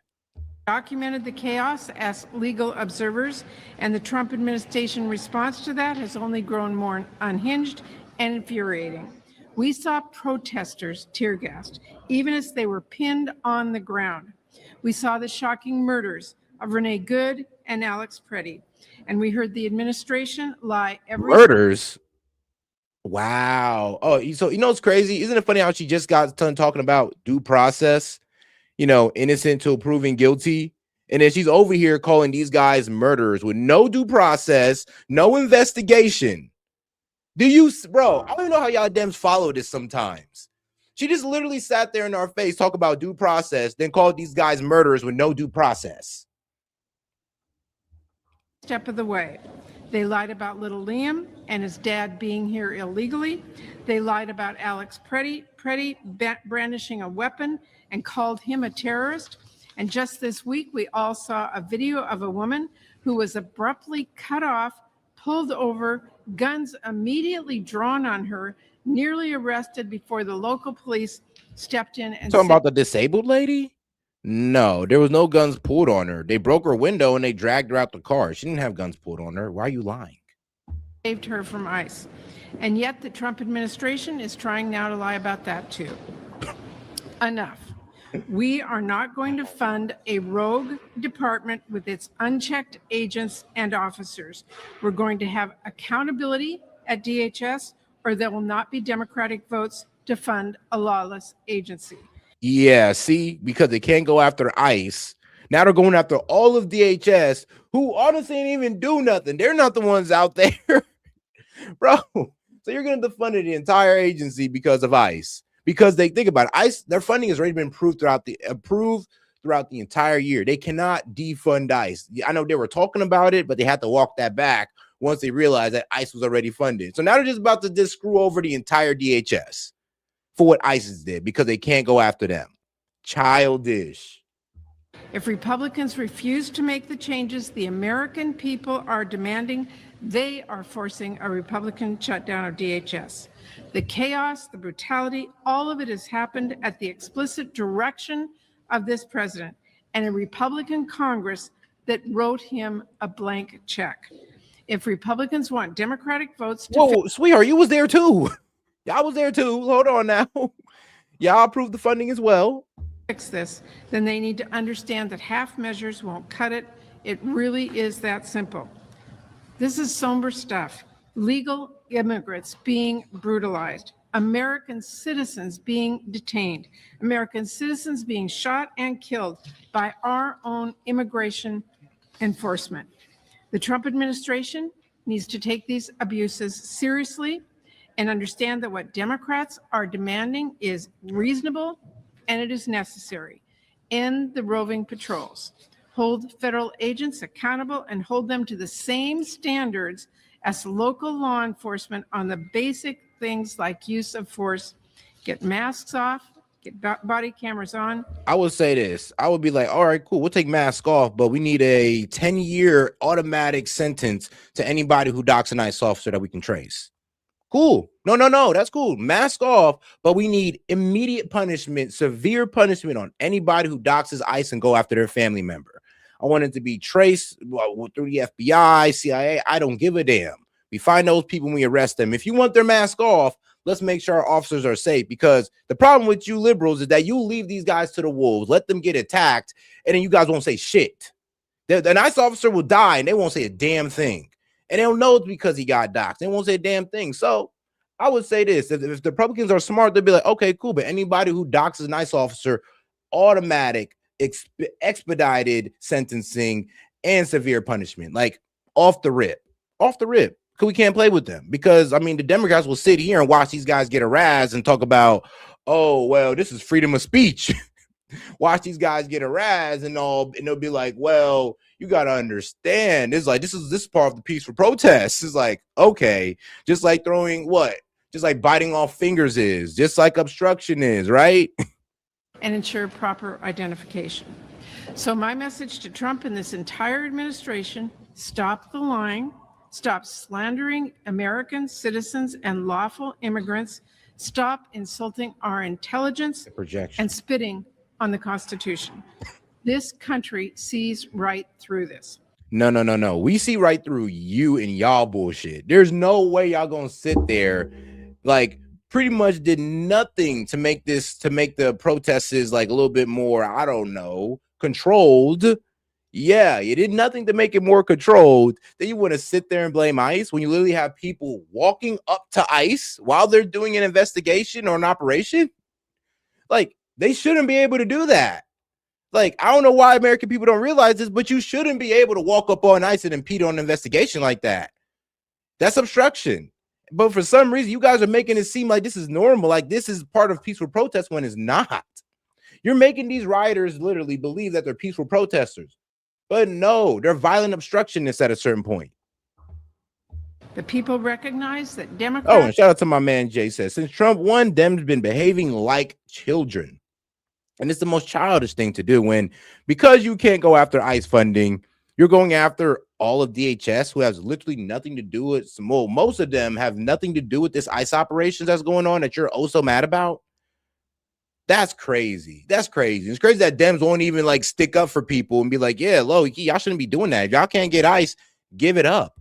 Don't just go after the entire department of DHS like all of them are complicit. Like, they're not. And any one of you Dems should be condemning this. Are fighting to protect basic American principles and basic American rights. My message to Republicans, we are at the table. We are ready to negotiate serious measures to rein in these rogue federal agencies. We are focused on getting a bill, and it has to be a bill that reins in the abuses we are seeing done by ICE and CBP. No. What y'all need to do is force, like, I don't know, y'all need to actually bring in the National Guard to provide crowd control, force Jacob Fry to bring in local policemen to provide crowd control, and actually protect your constituents. That's all you got to do. Like, you're literally trying to hone down on ICE when they're not the problem. I know a lot of people don't want to hear that, but they're not the problem. And we're talking about Minnesota only, by the way.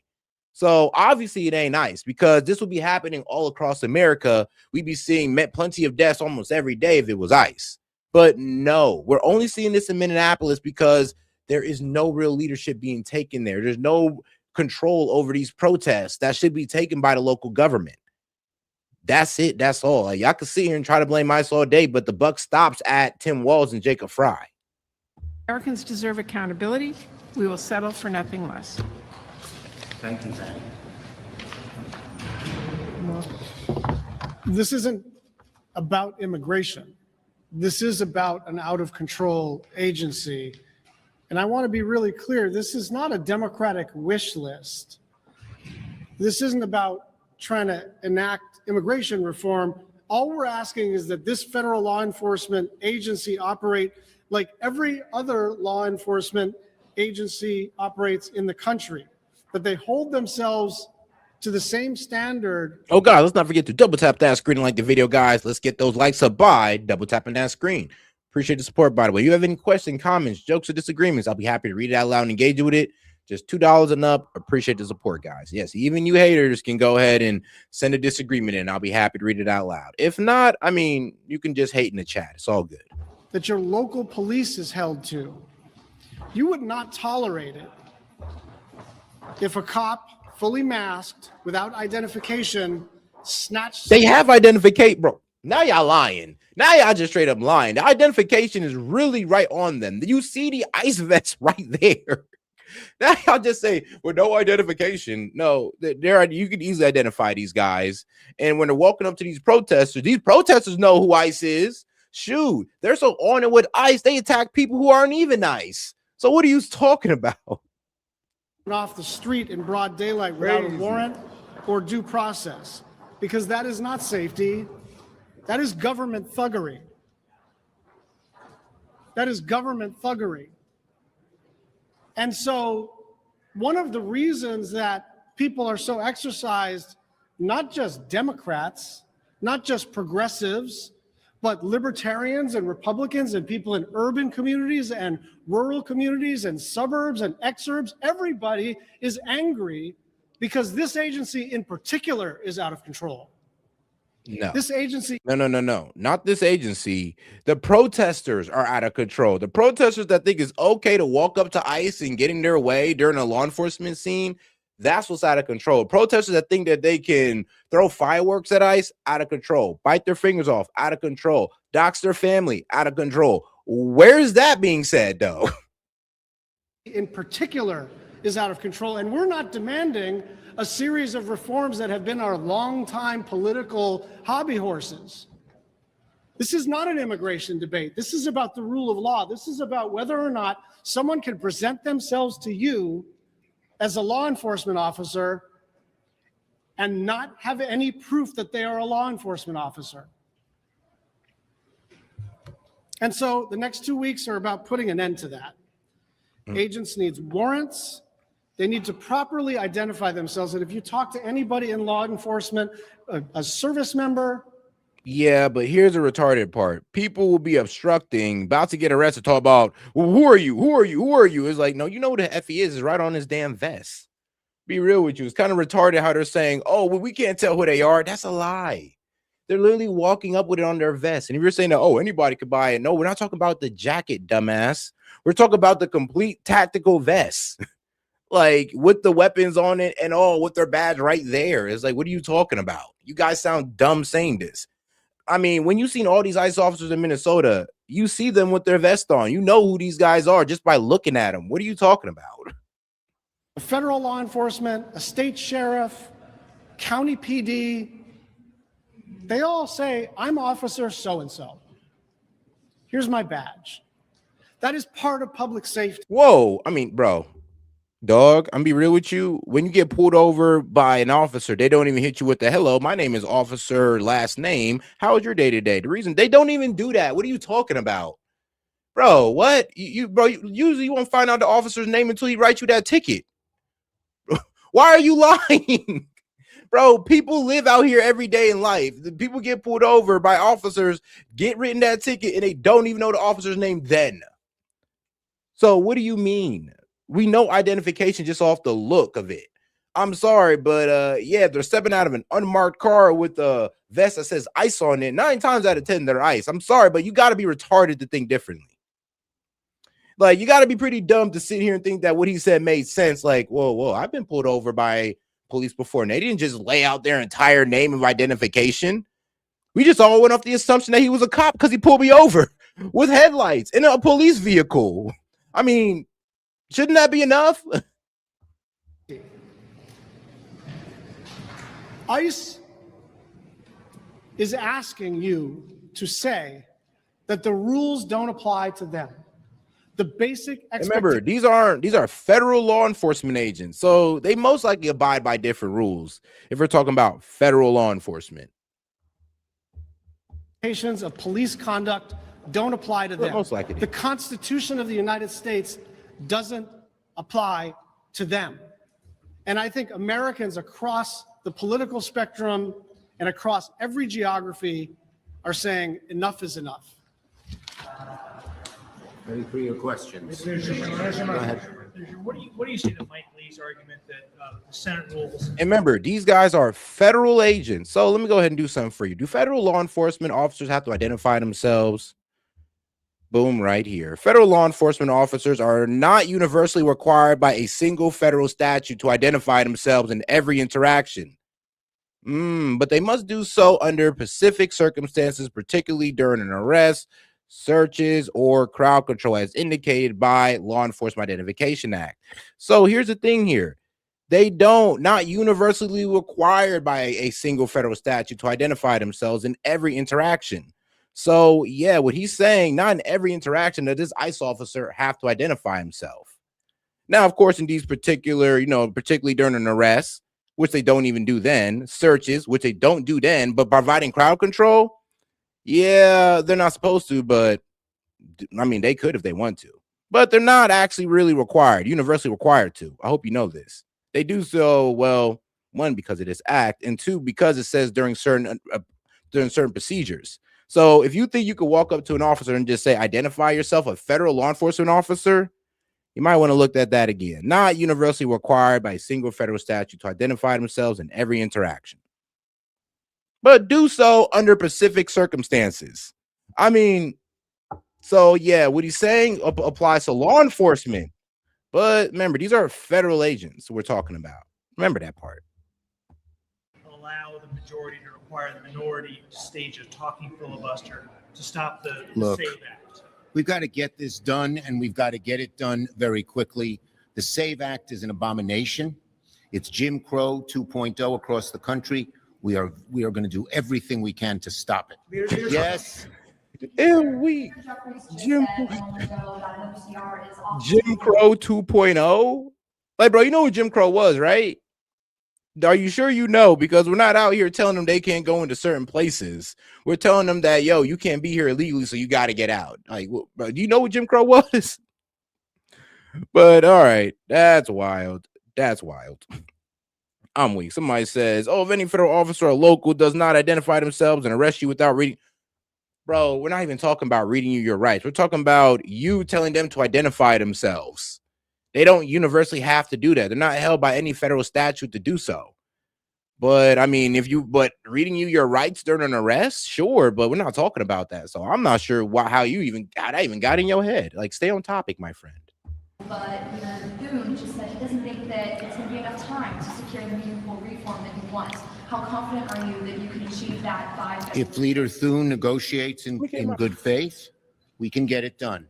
We expect to present to the Republicans a very serious, detailed proposal very shortly. Yes.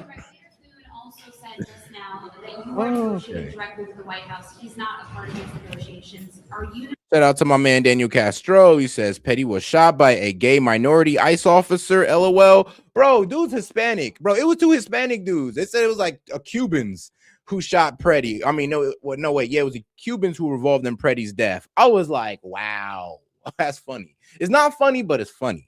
Actually, no. What made it funny was, I think his name was Kyle Zelensky or whatever, like this progressive, right? And he was trying to call it diverse fascism. And then he used the old, tactic of saying, oh, well, they're going to come after you guys next. They just can't wait to come after you guys. It's like, no, they're not. They're not. You guys are just mad because you thought it was a bunch of KKK members and Proud Boys in ICE. But honestly, there's a good amount of Hispanics in ICE and also in Custom Border Patrol. And those are the people who got involved in Alex Preddy's shooting, sadly. But apparently that's called diverse fascism. I know, crazy, right? Somebody said, "Are you really black?" I mean, like, bro, are you stupid? Like, are you blind? I mean, I don't know. Maybe if you're blind, you hear my voice, you could probably think I'm white or something. But like, bro, really? First, Leader Thune has to and should be part of these negotiations. And second, the House vote just passed, and we're going to present a serious proposal, detailed along the outlines of what we have talked about, to the Republicans, both in the Senate, the House, and the White House, very shortly. Yes. Thank you, Leader Schumer. Good afternoon. In the House vote that just happened right now, Leader Jeffries and his top members of Democratic leadership voted against this deal that you guys negotiated here in the Senate. Is there a disconnect between you and Leader Jeffries? Leader Jeffries and I are talking all the time, and we'll be meeting this afternoon to continue our discussion. Thank you. All right, now let's get over to what the Republicans are saying now. Because, bro, that was hard to listen to. I mean, damn, the lie after lie after lie, the spin after spin after spin. I'm just like, bro, like, how do y'all do it? How do y'all Dems do this? I don't get it. Thank you, Steve. Well, all right, it's not on autopilot anymore. You love doing that. I do. Makes you feel taller. So grateful to be with you all, and I'm sorry we're in this situation again. It's like Groundhog Day in a way, the bad movie, where we come back to the same failed measures of the Democrats. It was just less than 3 months ago that they shut the government down for the longest period in history, 43 days. It was painful for so many Americans. Finally, a handful of them saw the light and helped us to get the government operating again. Republicans have demonstrated over and over that we are the grown-ups in the room. We are the ones that are governing. We are the ones that are funding the government. We are the ones that are providing the vital services and trying to make government work more efficiently and effectively for everyone. After that long historic shutdown that was so painful, appropriators in both parties got together. I tip my hat to Chairman Tom Cole of the House Republican chair of the Appropriations Committee and all of our committee members. The Cardinals, the subcommittee chairs, as we call them, all worked so well in their areas, and we got 12 separate appropriations bills passed through the House, and we had a triumphant press conference announcing that. We expected it to be on a glide path through the Senate, but of course the Democrats could not miss an opportunity to try to shut the government down again. They said out to my man Jay, he said Dems ate that up like their daily handfuls of SSRIs. I mean, damn. Well, Jet. But honestly, though, let's see how the Republicans are taking this, though, because obviously we see that the Dems are trying to spin this into, oh, it's ice, when they're not trying to hold their own accountable. Now, I always say that about the Democrat base. It's like, y'all don't hold your own accountable for y'all terrible leadership. Like, that's really what it is. It's the terrible leadership of Tim Walz and Jacob Fry when it comes to Minneapolis. If they were able to show some type of leadership and provide crowd control, Renee Good and Alex Preddy would still be here. Y'all would still be protesting and upset about ICE, but at least 2 Americans will still be here. That's what they're doing. Chuck Schumer and the Senate Democrats play games with government funding. Now, listen, the president obviously has reached out to state and local officials in the state of Minnesota. The events there have been tragic and unnecessary. He's made clear his desire to de-escalate the situation and to support an honest investigation of what's occurred there. We now have Tom Homan in charge of operations there, and he's an extraordinary leader. He has 40 years experience. He's highly decorated, has worked in Democrat and Republican administrations, and knows what he's doing. And there's more order being brought to the chaos. Now, I want to hasten to say that the chaos is because, in large measure, the local and state officials in Minnesota have not been participating with federal law enforcement operations. Yeah, that's it. I mean, they're not participating in federal law enforcement operations. They're not providing crowd control to keep these protesters out. I mean, they're not giving any type of assistance to help catch these illegal immigrants quicker, to get ICE out of there faster. They're not doing anything. But here we are blaming ICE as if, it couldn't have been, like, as if there isn't anything else that the Democrats could do to help. I'm be honest with you. They don't want to help. They don't want to help. And they want it to get this bad, and they want ICE to make mistakes so they can sit there and flip it to you how ICE is just this evil, like, sect of police officers want to go out there and harm you. And they don't. No, what's making this bad in Minnesota is the fact that, yeah, Jacob Fry did not want to bring the local police to either help ICE or to protect the protesters. Tim Walz don't want to bring in the National Guard to help ICE or just to protect the protesters. They could do both or just do one, and then it made a world of difference. And 2 people would still be alive today. And they've created a dangerous situation there, and that is really a big part of the problem here. The White House and the Senate continued in good faith. They've agreed to separate the Homeland Security funding bill, and that's fine. So we have 2 weeks now to negotiate in good faith on both sides. The White House and Senate Democrats are going to engage in that, but the House Republicans are as well. We have to make sure we maintain. And guys, please tell me how I'm the bootlicker here when you guys are the one going out and licking the concrete. You're out there licking ICE boots the way they putting y'all asses on the ground. We're just trying to keep y'all safe and tell y'all, look, don't go out there and obstruct, and maybe you should hold your leadership accountable. But we're the bootlickers? I mean, y'all going out there to lick the pavement in ICE officers' boots. Are y'all sure y'all want to get into that conversation? You sure you want to start calling people bootlickers when y'all the pavement lickers right now? The important parameters here. We can't go down the road of amnesty. You can't, in any way, lighten the enforcement requirement of federal immigration law. That's what the American people demand and deserve. We want dangerous illegal criminals to be sent out of the country, and they've been very successful at that. But these negotiations are going to go forward.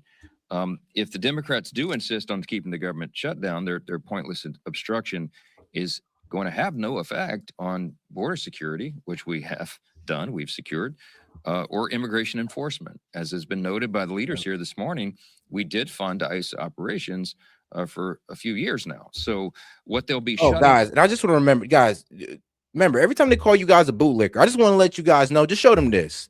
You guys remember this? You guys remember when this white lady literally got down and kissed Jasmine Crockett's shoes? But we're the bootlickers, though?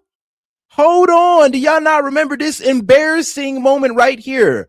I mean, I ain't never got down and licked no politician's shoes, kissed no politician's shoes, but I mean, this one of your own right here. Right here, bro. And she says, yes, I did kiss Jasmine Crockett's sneakers. And I loved it. She said she loved it, guys. But we're the bootlickers? I mean, y'all out here kissing shoes right now. Bro, she kissed the hands. Boy, and then went straight to boot licking. Really sneaker licking. Maybe that's what we should call y'all, some sneaker lickers. Because I mean, those are some expensive sneakers she licking right there. So we're the bootlickers? Huh. I mean, oh no, one photo. Oh, please show me a photo of somebody doing that to Donald Trump. Maybe this whole bootlicker thing might just be the biggest cope and projection we'd have never seen. But guys, remember, every time they call you a bootlicker, just send your favorite liberal friend this right here and be like, you sure? You sure about that, buddy? I mean, please find me a Trump supporter doing that. Oh, you can't, because y'all are the real bootlickers. Boy, one of these politicians, bro, AOC coming in front of your ass, bro, and you licking them heels. Down, don't lose this. What they'll be shutting down is FEMA operations as we're cleaning up from the winter storms. Have the nerve to say that. TSA, which is obviously necessary to keep the country moving through our airports. Coast Guard operations. I mean, so many important functions in the Department of Homeland Security is what will be adversely affected by these partisan games. Let's hope and pray that they don't do that. Let's hope that over the next 2 weeks we can negotiate and get this done. They say they want a real negotiation with President Trump and Republicans over immigration enforcement policy, and we are happy to have that debate. And I've said in a gaggle earlier this morning that what must be a part of that discussion is the participation of blue cities in federal immigration enforcement. you can't go to a sanctuary city and pretend like the law doesn't apply there. It does. And so we're going to be working through all that. Our chairwoman McLean talked about tax filing made easy. Last week marked the beginning of tax season, and millions of American families are working through that right now. And they're recognizing the amount of time and money spent complying with the federal tax code is going to be significantly reduced this year because of great Republican policy. Some of the things we did in the Working Families Tax Cuts, the big, beautiful bill, obviously, we intended to cut taxes and to advance America First pro-growth policies, but we also sought to reduce the tax burden on Americans and because we know that reforming the tax system isn't just about reducing rates, it's also about reducing the paperwork and the compliance burden on Americans. And you heard these stats, I'll repeat them, but they're going to save Americans 210 million hours per year in paperwork and $13 billion in compliance costs. That's real money to real people. And we're proud of that. Nobody likes paying taxes, okay? But Republicans have reduced the amount you owe and made your returns significantly easier to file. And so we're so grateful everyone's going to be able to take advantage of that.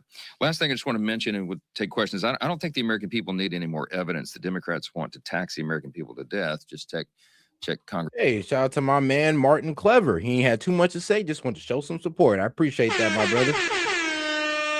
Well, guys, you have any questions, comments, jokes, or disagreements? I'll be happy to read out loud and engage with it. Just $2 and up.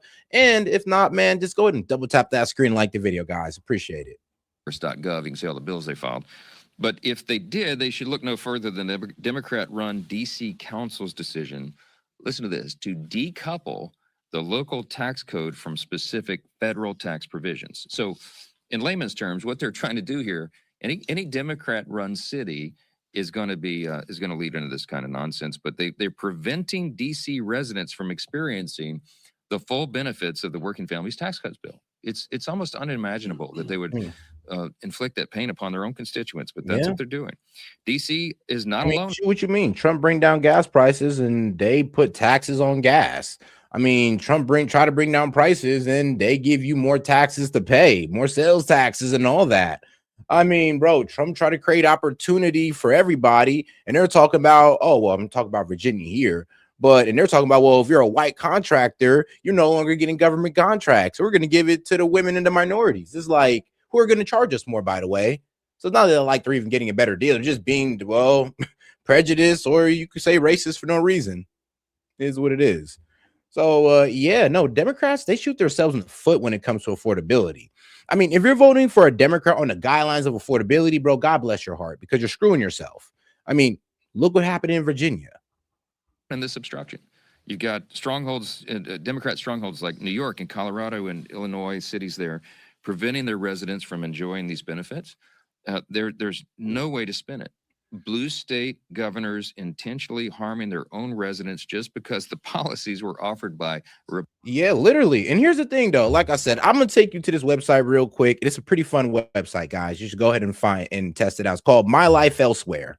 MyLifeElsewhere.com, right? And I like to do this. I like kind of be a dickhead and compare blue states affordability to red states. And when I went to compare was Ohio and Virginia. Why? Because Virginia, you know, they just got this new Democratic mayor. She ran on affordability, but here's how that worked out. This is cost of living right now. Virginia is 23% more expensive than Ohio. In Virginia, they pay 30% more in groceries than I do. 30% more in housing, basically rent and all that good stuff, than I do. If I had a kid, they'd be paying 50% more than me in childcare. If I go out to a restaurant, they're paying 17% more than me. And this is across the board. I mean, bro, what you want to do? Put in New York? That'd be terrible. New York is twice as bad. New Jersey, twice as bad.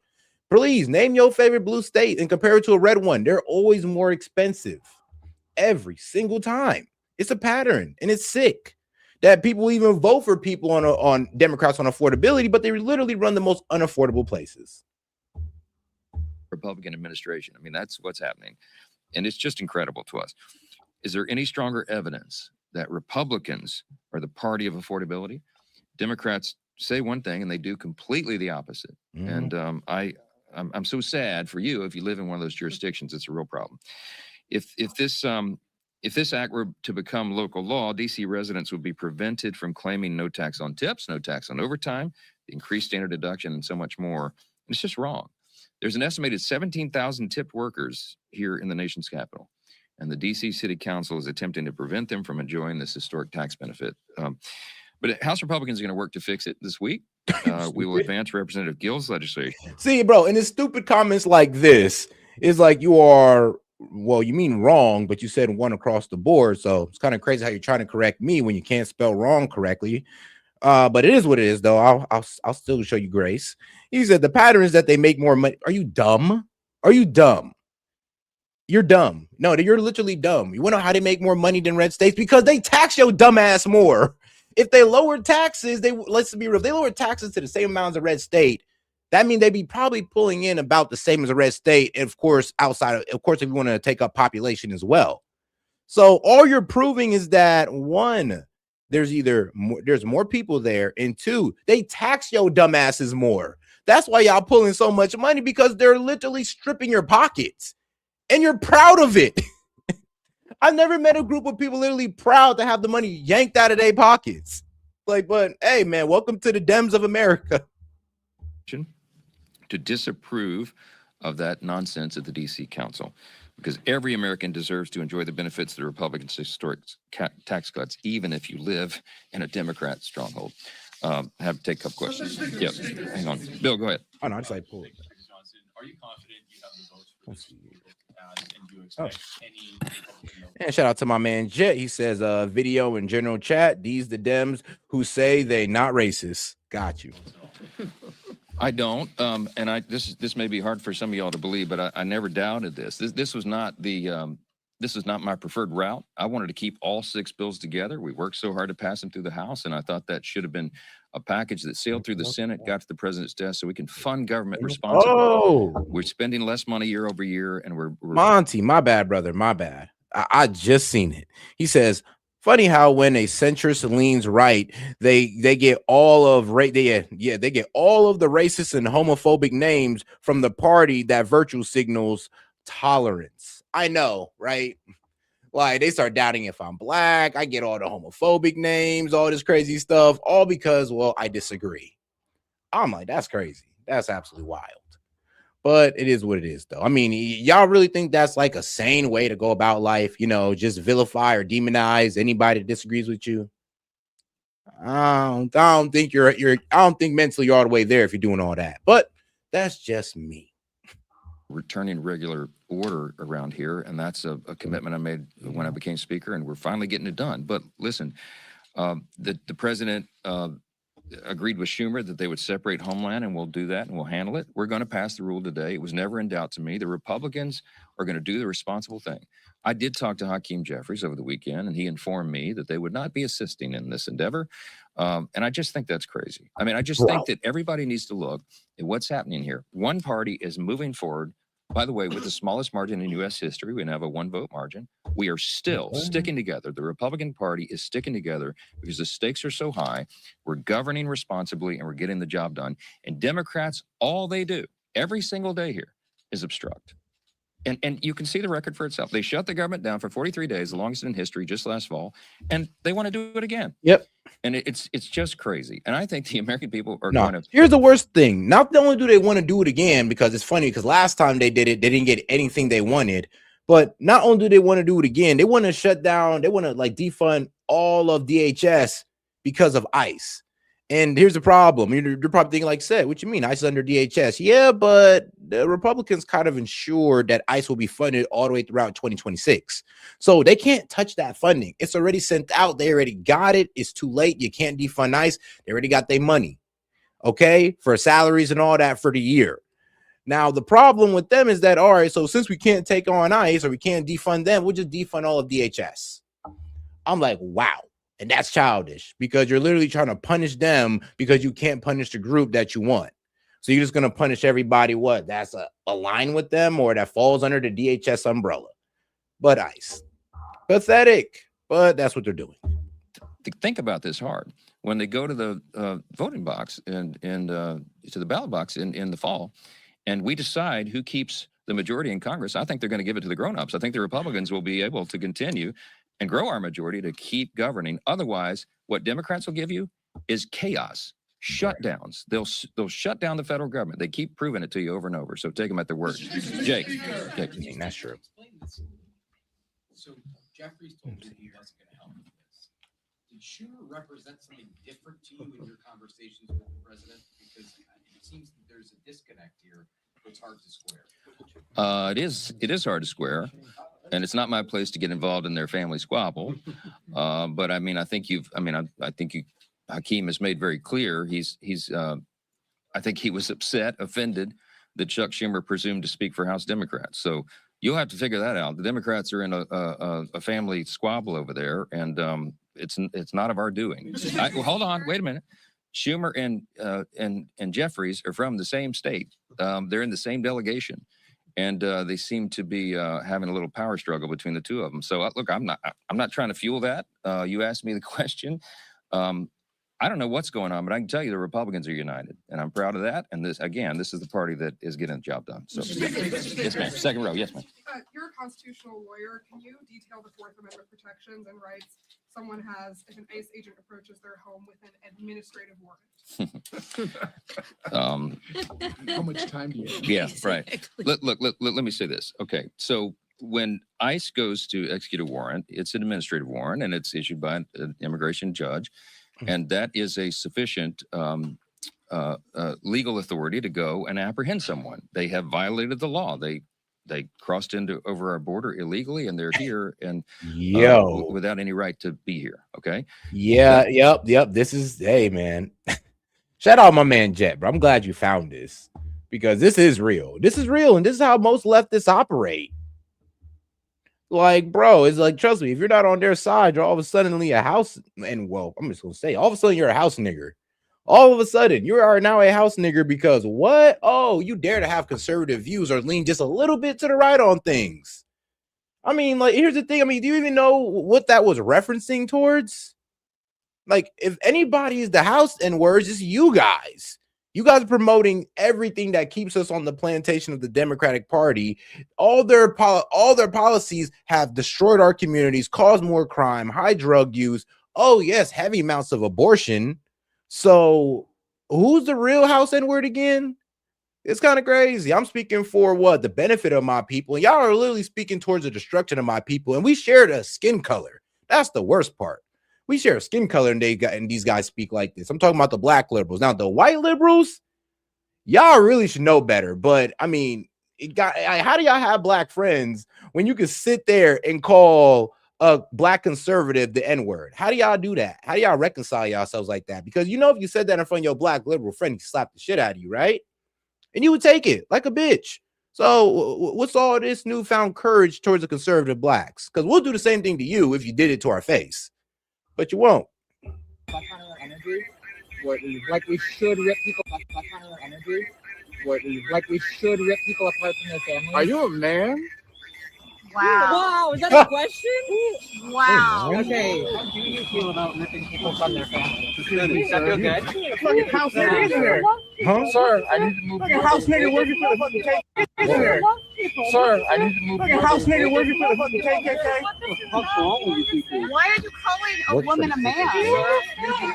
Why? I mean, what kind of a guy? Why are you calling a woman a man? Wait, weren't y'all trying to call like little boys, little girls? Like, isn't that y'all thing? Why are you calling a woman a man? He's like, bro, he didn't even say it. He said, bro, are you a man? That's a reasonable question. Once you see, bro, it's like, hold on. Energy. Like we should rip people apart from their families. Are you a man? Wow. Wow, is that a question? Wow. Okay. How do you feel about ripping people from their families? Does that feel good? Fucking house nigger in here. Sir, I need to move. Fucking house nigger working for the fucking KKK. Yep. And you see where the lies of the left kind of get out of hand, because what do they tell you? Oh, well, the KKK works for ICE. The Proud Boys, like Nazis, are working for ICE, when that's not true. They got a black guy right here, but y'all won't sit there and be like, okay, maybe there might be a lie going on. Why would a black guy work with a whole bunch of KKK members? I mean, bro, how stupid are you guys to think that just because we have conservative values, now we're at Klan rallies? It kind of shows how really uneducated you guys are about things, because you know who the Klan are, right? So why would they even want to associate with us in that manner? Actually, here's the thing. The Klan would even go to ICE because there's Mexicans there and blacks.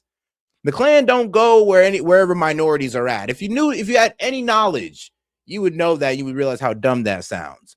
And then also, it's like, really? So if they're working with ICE and they're minority, now they're a house nigger. Now now they're working with the KKK. You see how extreme you guys sound, and you have no proof. But WikiLeaks, Doc, WikiLeaks, no proof, no nothing, just fake WikiLeaks docs that you guys are taking at face value. What's wrong with you people? Why are you calling a woman a man? I mean, what kind of a guy does that?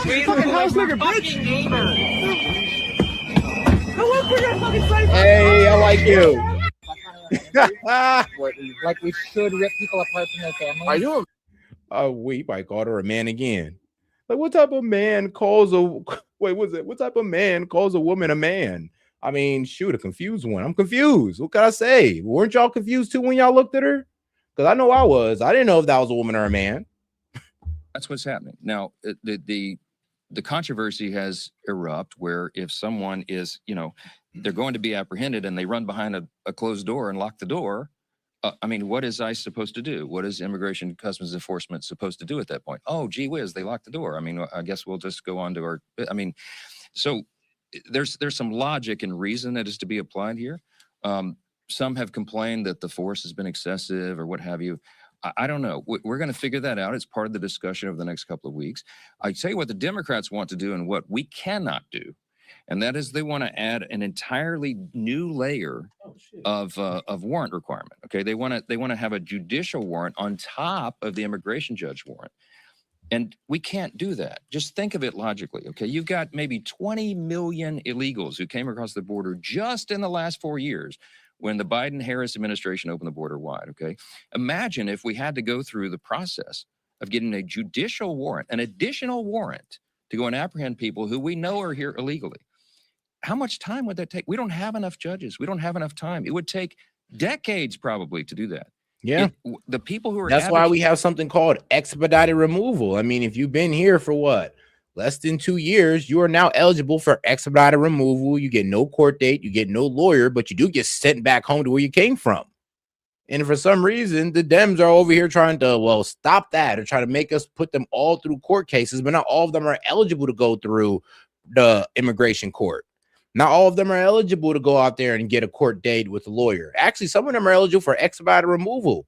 And that's what the Dems are trying to stop because, there's really nothing they can do to fight it. And they want to say there's no due process, but expedited removal is their due process, like it or not. For that, don't want any immigration enforcement. They do not want anybody to be sent out of the country who's here illegally. Nope. And that is blatantly what their cause is. So we've got to apply reason. We do have to apply the Constitution. We have to respect it. And those parameters need to be determined. But I can tell you that we are never going to go along with adding an entirely new layer of judicial warrants because it is unimplementable. It cannot be done, and it should not be done, and it's not necessary. Yes, ma'am. Hey. Thank you. Good morning. In 2023, I remember this. You chaired a hearing after the FBI had that raid on Mark Hub, the pro-life author. Yep. And that was something that I think to this day Republicans say was a problem in the use of force by this government. Yeah. My question now is, we understand ICE's legitimate purpose, but we've seen guns drawn on Americans who have not necessarily protesters. We've seen people pulled out of their houses, to your point about the warrants. Do you think ICE needs to change, and CBP, any of their tactics, given what your concerns about civil liberties from the past? I have great faith and trust in the leadership of Homeland Security and Tom Homan in particular, who's now in charge in Minnesota. He brings 40 years experience to this. He's very measured. We all believe that immigration policy ought to be balanced and strategic and smart. And it obviously needs to comply with the law. And I'm going to leave it to the experts to determine what that is. I think in the negotiation, I think we've got to remove the politics. We've got to look at what the Constitution says, what federal immigration law says. And if anybody wants to adjust immigration law, then that's why we're here in the legislative branch. But we need it we need that approach. We need the temperature turned down. That's the president's words. And you need a steady hand at the wheel. I think Tom Homan is a great guy to I do mean, that. yeah, stop calling ICE Gestapo. Stop saying that, oh, they're all KKK members and Proud Boys, because that's not true. I mean, yeah, that's all you got to do is turn down the temperature and stop lying about ICE. That's all y'all got to do. Yes, sir. Maybe tell the truth a little bit. I just want to circle back on the judicial warrant situation. Can you just explain to me why we're talking about adding additional requirements? That adding a judicial warrant is adding an additional requirement to this process. I mean, immigration advocacy groups for years have said, don't open the door for immigration agents without a signed warrant from a judge. ICE's own field manual says entering a home without a warrant is typically a violation of the Fourth Amendment. How is this raising requirement? Isn't this the MO for how things normally work? No, I mean, look, the question is to the Democrats who are ringing the bells and saying that they're trying to make this one of their demands in this negotiation. That's what I'm told. Some of them have. And I'm saying that is a road that we cannot and should not go down. And to your point, ICE, for many years, obviously, has had in the manuals that you follow the Fourth Amendment restrictions and you do this in a meaningful and thoughtful way. But we have an unprecedented level of opposition and pushback. When you have local and state officials informing their citizens that they should impede the immigration, customs, and enforcement operations, it creates a dangerous situation, and that's what's led to all this chaos. If the governors and the mayors in the blue cities and states would participate with federal law enforcement, we wouldn't even be having these conversations. I mean, you would have a much smoother process, I think. So, look, we're going to have all these discussions over the next couple of weeks.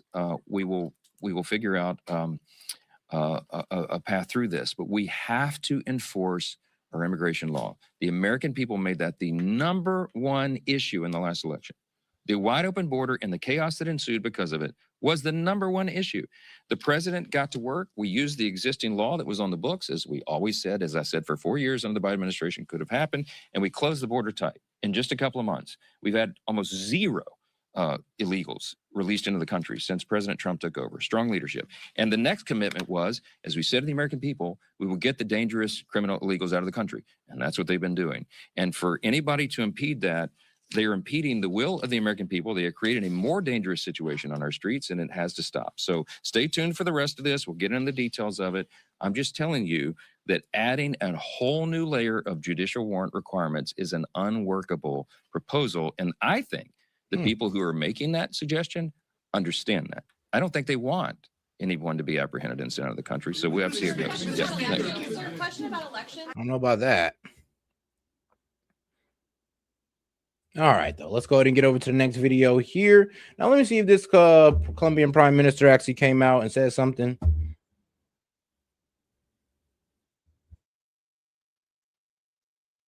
All right, now.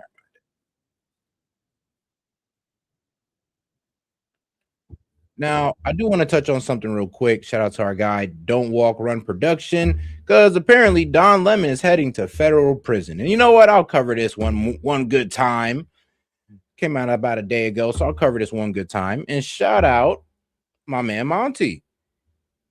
Hitting us with the 2. He says, watch this S.E.T. 7 more years.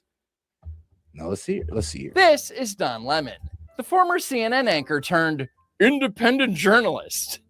12 days after live streaming a protest at City's Church in Minneapolis, Minnesota, Don Lemon was arrested for his alleged participation. Here's Don Lemon's attorney, Abby Lowell. So he lives in New York. It's not Minneapolis. He's going to Los Angeles to do his job, which is to cover, in this case, the Grammys this weekend. They wait until he's in Los Angeles. That's not enough. They waited until 11:30 at night when he was coming back for doing what he does in the lobby of a hotel. Gee, why didn't they arrest him when it was more convenient for Don Lemon? Damn you, Donald Trump! It's bad enough that magistrate judges turned you down when you tried to file charges against them earlier. It's bad enough that you tried to appeal it and you got turned down again, and you had to go for a third try, and Lord knows what you did to conjure up the charges to justify you arresting this man in Beverly Hills. Conjure up? I mean, nah, he just took it to a grand jury, and that was it. I mean, he got the indictment. That's all he had to do.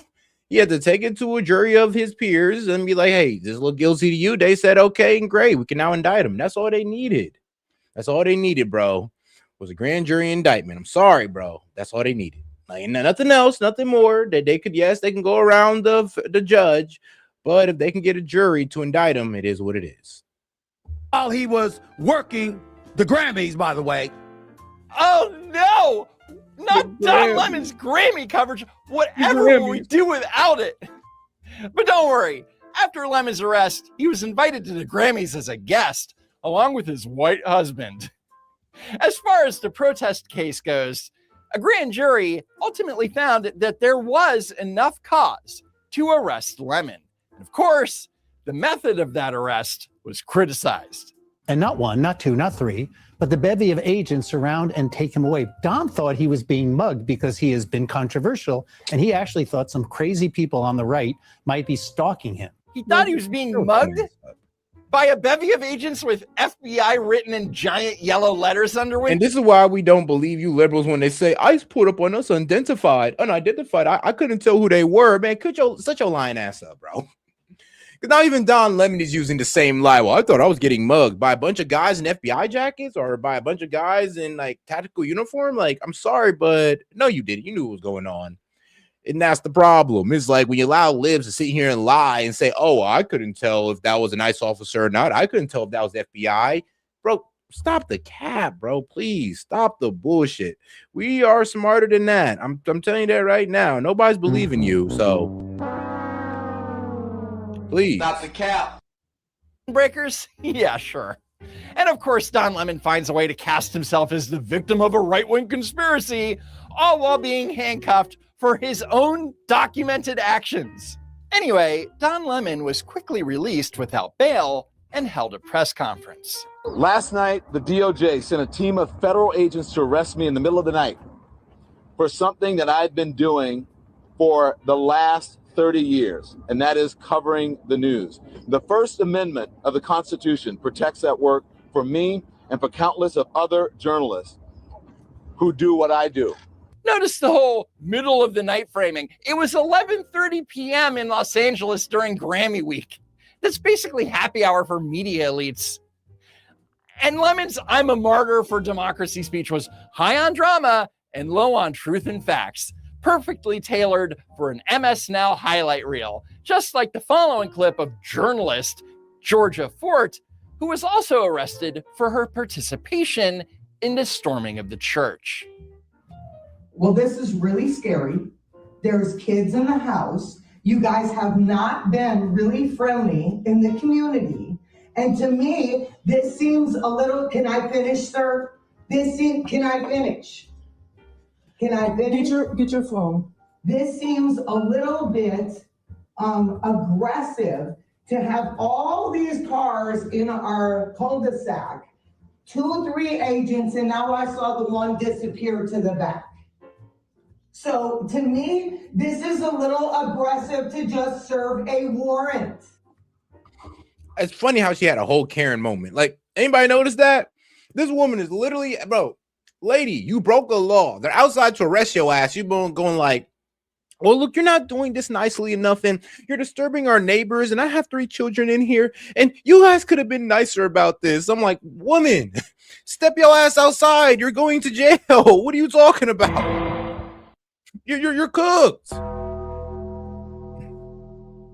Now you're going to jail. Watching, I would say that is more than a little aggressive myself. She has kids in the house. They're serving a war. Why does that need to happen? Why is that how it's being done? It's terrifying. Of course it is. What? What? I'm sorry. That is so funny, though. It's like, bro, y'all treat yourselves as if you're above average citizens. You ever notice how they kind of act like if they're above average citizens, if they're above approach? Like, I'm sorry, but if you break a law like an average citizen, you're going to get arrested and pulled up on like an average citizen. They're like, well, you think they should have treated her differently? Like, why they did it when the kids are there? Well, we supposed to wait till the dad comes up on the weekends to arrest her? Like, what? You can't serve an arrest warrant when kids are in the house. What did Jen Psaki expect, a singing telegram? I leave this federal courthouse today with one question. Do we have a constitution? Or not. Do we have a constitution? That is the pressing question that should be on the front of everyone's mind.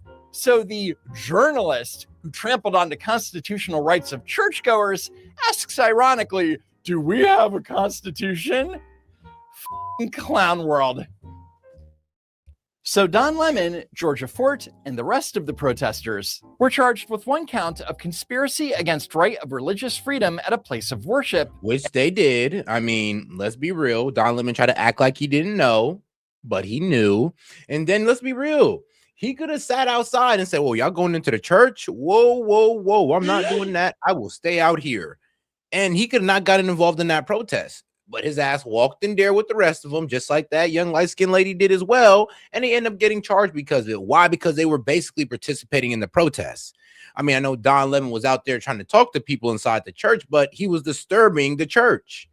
He was disturbing a place of worship, trying to get in the pastor's face while he's trying to bring order to his congregation. Can't do that when you have a camera and mic in your face and Don Lemon is just leaning in on your ass. Pretty hard to do.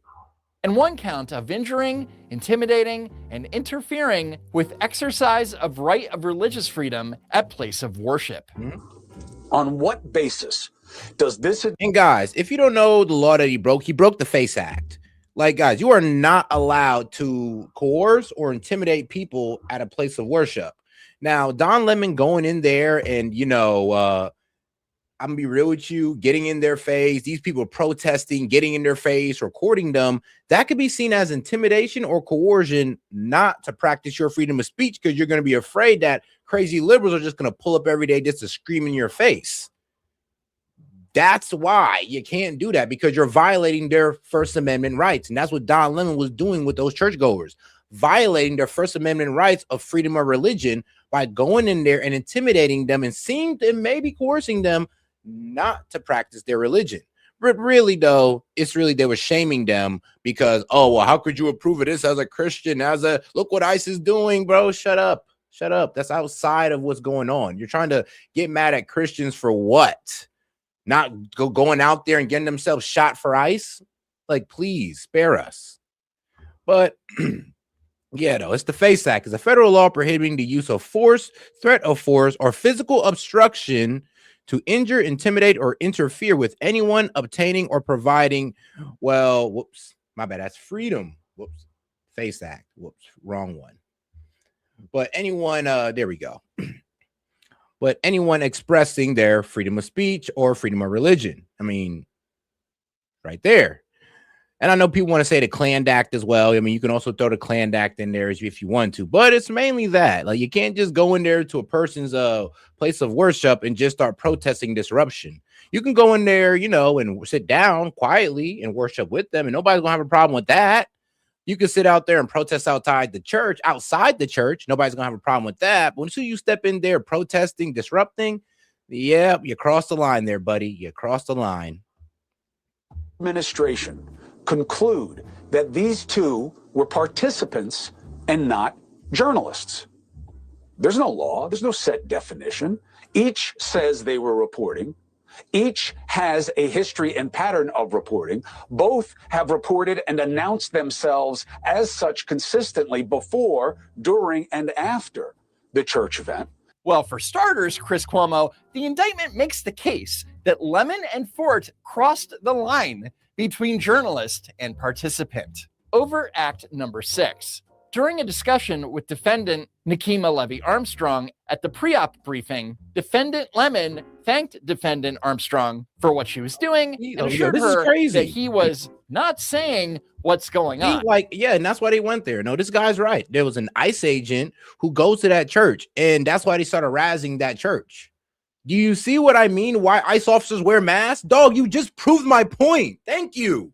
Thank you. This is why they wear masks, because you will dox them and you will go harass people around them.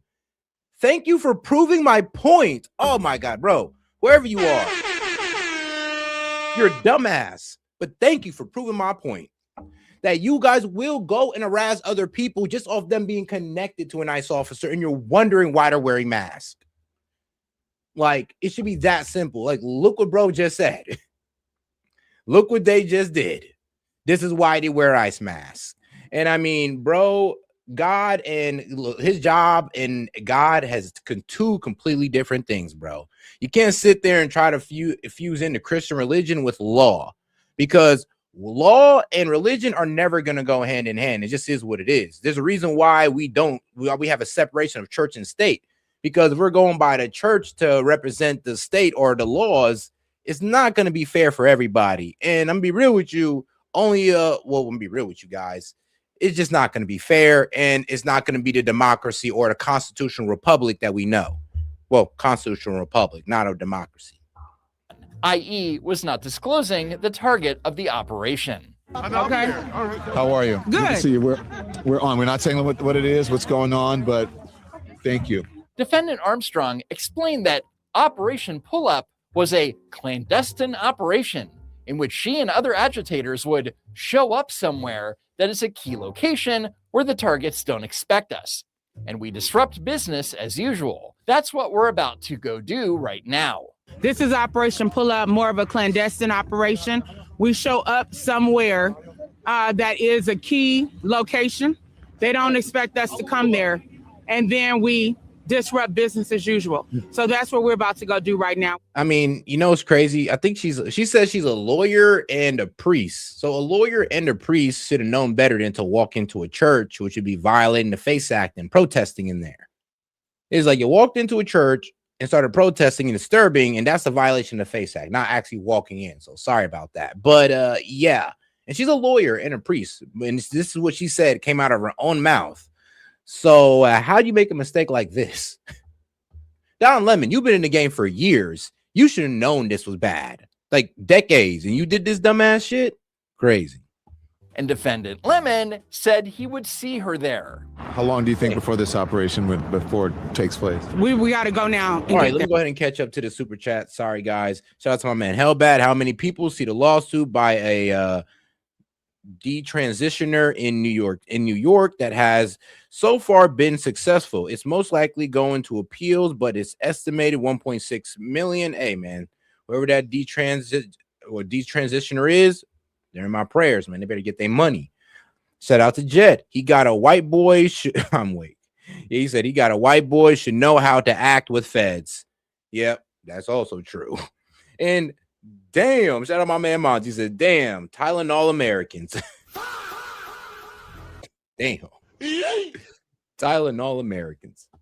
Let's go. All right, thank you. We'll see you there. Overt act number 7. Before heading to the church to join his co-conspirators, Defendant Lemon advised his live stream audience that we're going to head to the operation. Again, we're not going to give any information away, i.e. operational details that would disclose where he and his co-conspirators were heading. So we're going to go to the operation again. We're not going to give any of the information away. Now, to a normal person, that sounds like a co-conspirator. But to the activist media, that's just standard operating procedure.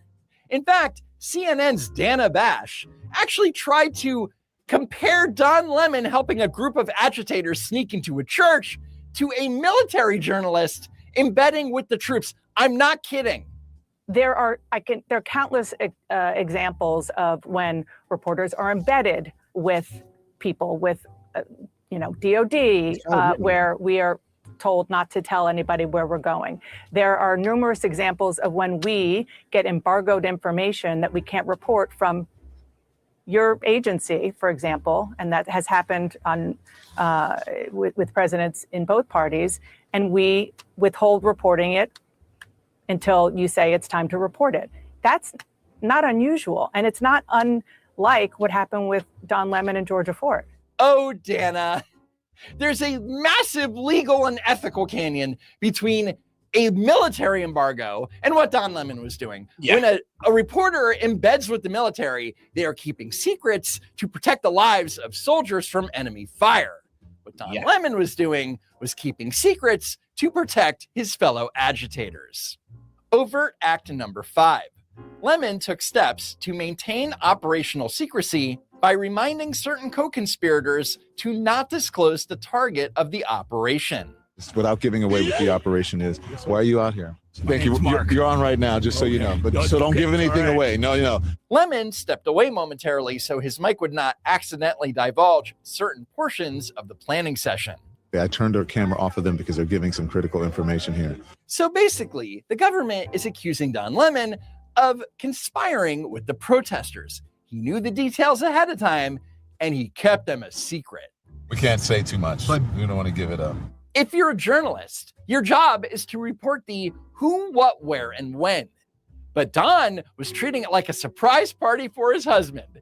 If you're actively concealing the location of a crime to ensure that it succeeds, you're not a reporter, you're a lookout. So on Saturday, I posted a flyer about this action with no details other than show up at the Cub Foods parking lot if you want to participate. So wait. Saturday night, Y'all did this in the name of Martin Luther King, a Christian whose past is a bit shaky, but let's just go with the original story. A well-to-do Christian, and y'all went in there and y'all disturbed a whole bunch of other Christians. And then that's so crazy to me. It's like, bro, y'all don't see where that's wrong. Y'all don't see where disturbing other churchgoers. I mean, you wouldn't want nobody to go into your church and do that, but all of a sudden you think it's okay to go up in their church because of what? Your political ideology, because you hate ICE so much, you think that it's okay to what? Go up in an ICE officer church and violate their freedom of speech? Like, do you see where you guys went a bit too far now? To the point where you're willing to violate other people's privacy, freedom of speech, rights, just because of ICE? Just because you disagree with what ICE is doing? I mean, then you want to talk about Constitution. It's like, really?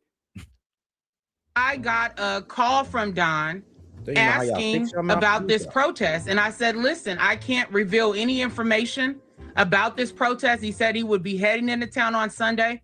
I'm like, I have to treat you like everyone else. I cannot reveal any information about it because I don't want it to leak. So Nikema Levy Armstrong, the lead organizer of the protest, claims that she posted this flyer on Instagram, and Don Lemon just happened to see it and was like, give me the details, Nikema. Nikema was like, nope, can't tell you.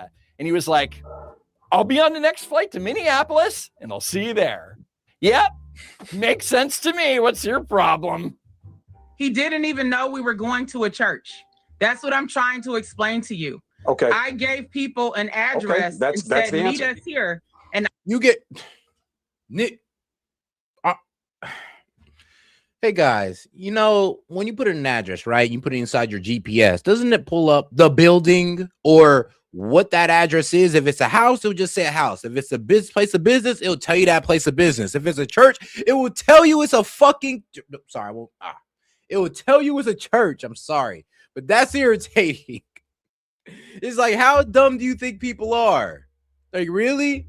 Like, I sent them an address, and that's not really something. Like, you sent them the address. You know what that means? Don Lemon had the ability to look this address up, put it into Google Maps, and find out that it was a church. Easy as that. Like, really? I am not going to tell you where we're going. You just have to meet us at this address, and when we get there, you'll know what the situation is. Meet us at So the Nikema address. is claiming, yeah, I'm gonna meet you at the address, and this is what Don Lemon should have do. Yeah, I'm gonna meet you at the address. Great. Put the address into Google. Comes up as a church. On the caller, like, whoa. Are we going? Like, well, what's up with this whole church thing? What y'all doing with the church? Oh, we'll be going inside of it and protesting in their face. Yeah, I can't do that. Cannot do that. Instead, you put the GPS. You put it in your GPS. It most likely told you it was a church. You pulled up to the church anyway and proceeded inside with them. There really is no escape for you, buddy. You're cooked. that Don Lemon and the others were some sort of blind followers. But that doesn't hold up to scrutiny, because the moment they were provided that address and punched it into their smartphones, they'd know the location was a church. Ultimately, it doesn't matter if they knew details about it days in advance or 5 minutes prior, because after finding out that the target was a church, they still walked in to disrupt a religious service. That's the bottom line. Okay. I knew the church. I knew the name. I knew about David Easterwood, the ICE director, also serving as a pastor there, but he had no idea. Okay. Okay. That's it? That's your follow-up, Chris? Instead of any pushback, Chris Bro, Cuomo, really, bro? Cuomo, you know she guilty. Like, bro, she just said it right in your face. Like, they knew they was going into a church. They didn't care. Apparently, she's a lawyer and she forgot that that's illegal. But it is what it is. Let's hear it again. Let's hear it again. I love the self-snitching. To disrupt a religious service. That's the bottom line. Okay. I knew the church. I knew the name. I knew about David Easterwood, the ICE director, also serving as a pastor there. Guilty. That nigga is guilty. But he had no idea. Okay. Okay. That's it? That's your follow-up, Chris? Okay. Instead of any pushback. Oh, you're just going into the church to violate people's freedom of speech? Okay. Chris Cuomo just nods along like he's listening to a weather report. He had no idea what we were going to do. I am a very tight-lipped person when it comes to my organizing.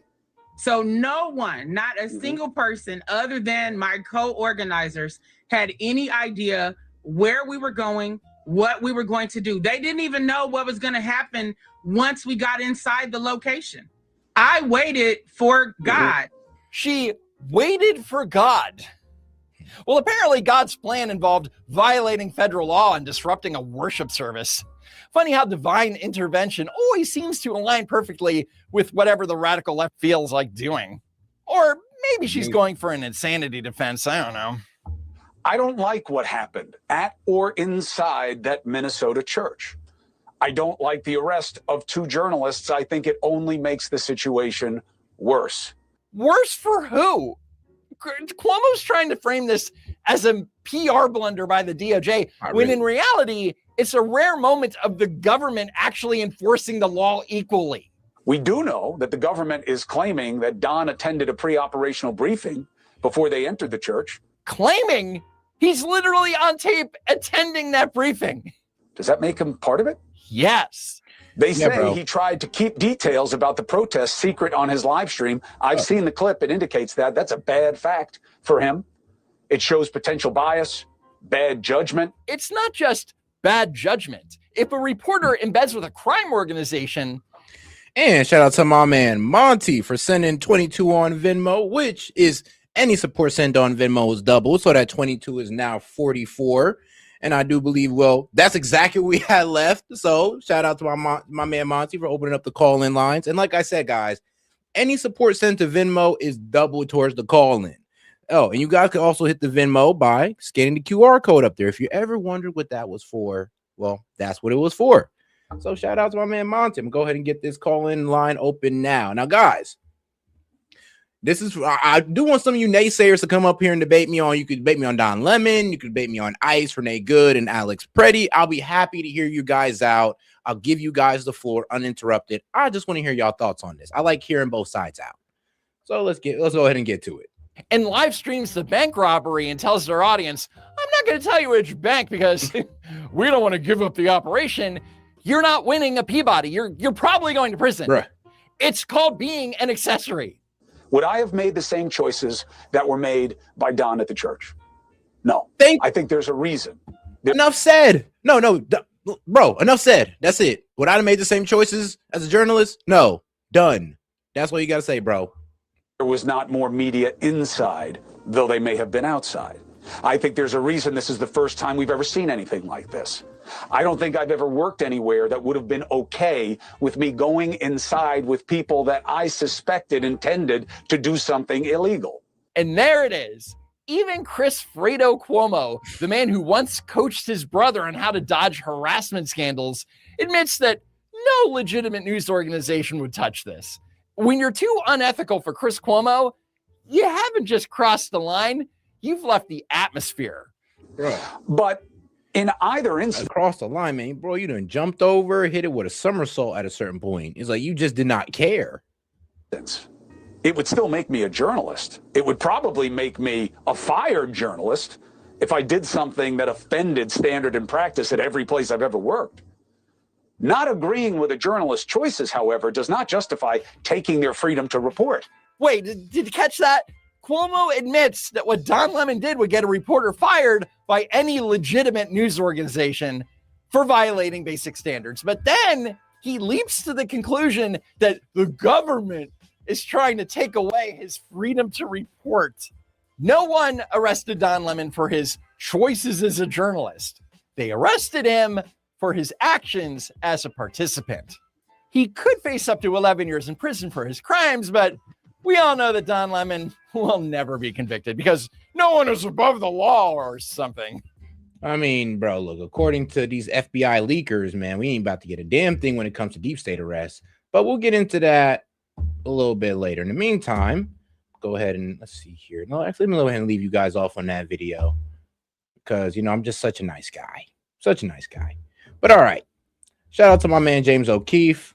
Go ahead and take a quick little break real quick. I'll be right back to bring in my man, Monty and Gaming. I'll see y'all there in the background. All right, here. Oh, shout out to my man, Monty. If you ever hire me, I would really like my job title to be Master Debater and Chief Narrator and Chief Narrative Destroyer. I ain't gonna lie, Chief Narrative Destroyer is code. That is code. I am the Chief Narrative Destroyer. Like, bro, just come in with a binder full of information to destroy all the narratives. You got CNN and like ABC dudes shaking in their boots like, oh no, not him. All right. But let's get into my man, James O'Keefe, and then we're going to get into the Epstein situation, and I'll be right back. Whoops.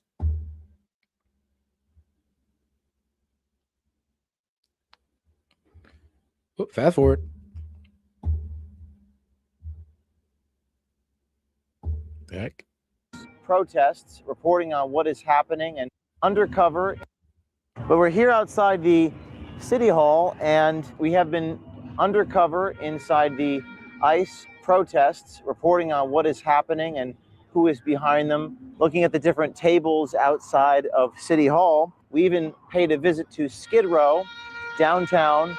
They're having loud horns, loud noises so that they can disrupt anyone trying to communicate with each other. What we've uncovered out here is so scandalous, elaborate, and illegal that it's going to be a multiple-part series. I myself went undercover as a homeless person, reporting on the NGOs, reporting on what is happening all throughout the city of Los Angeles and Southern California. Stay tuned for that next week. Over the last few months, I've said that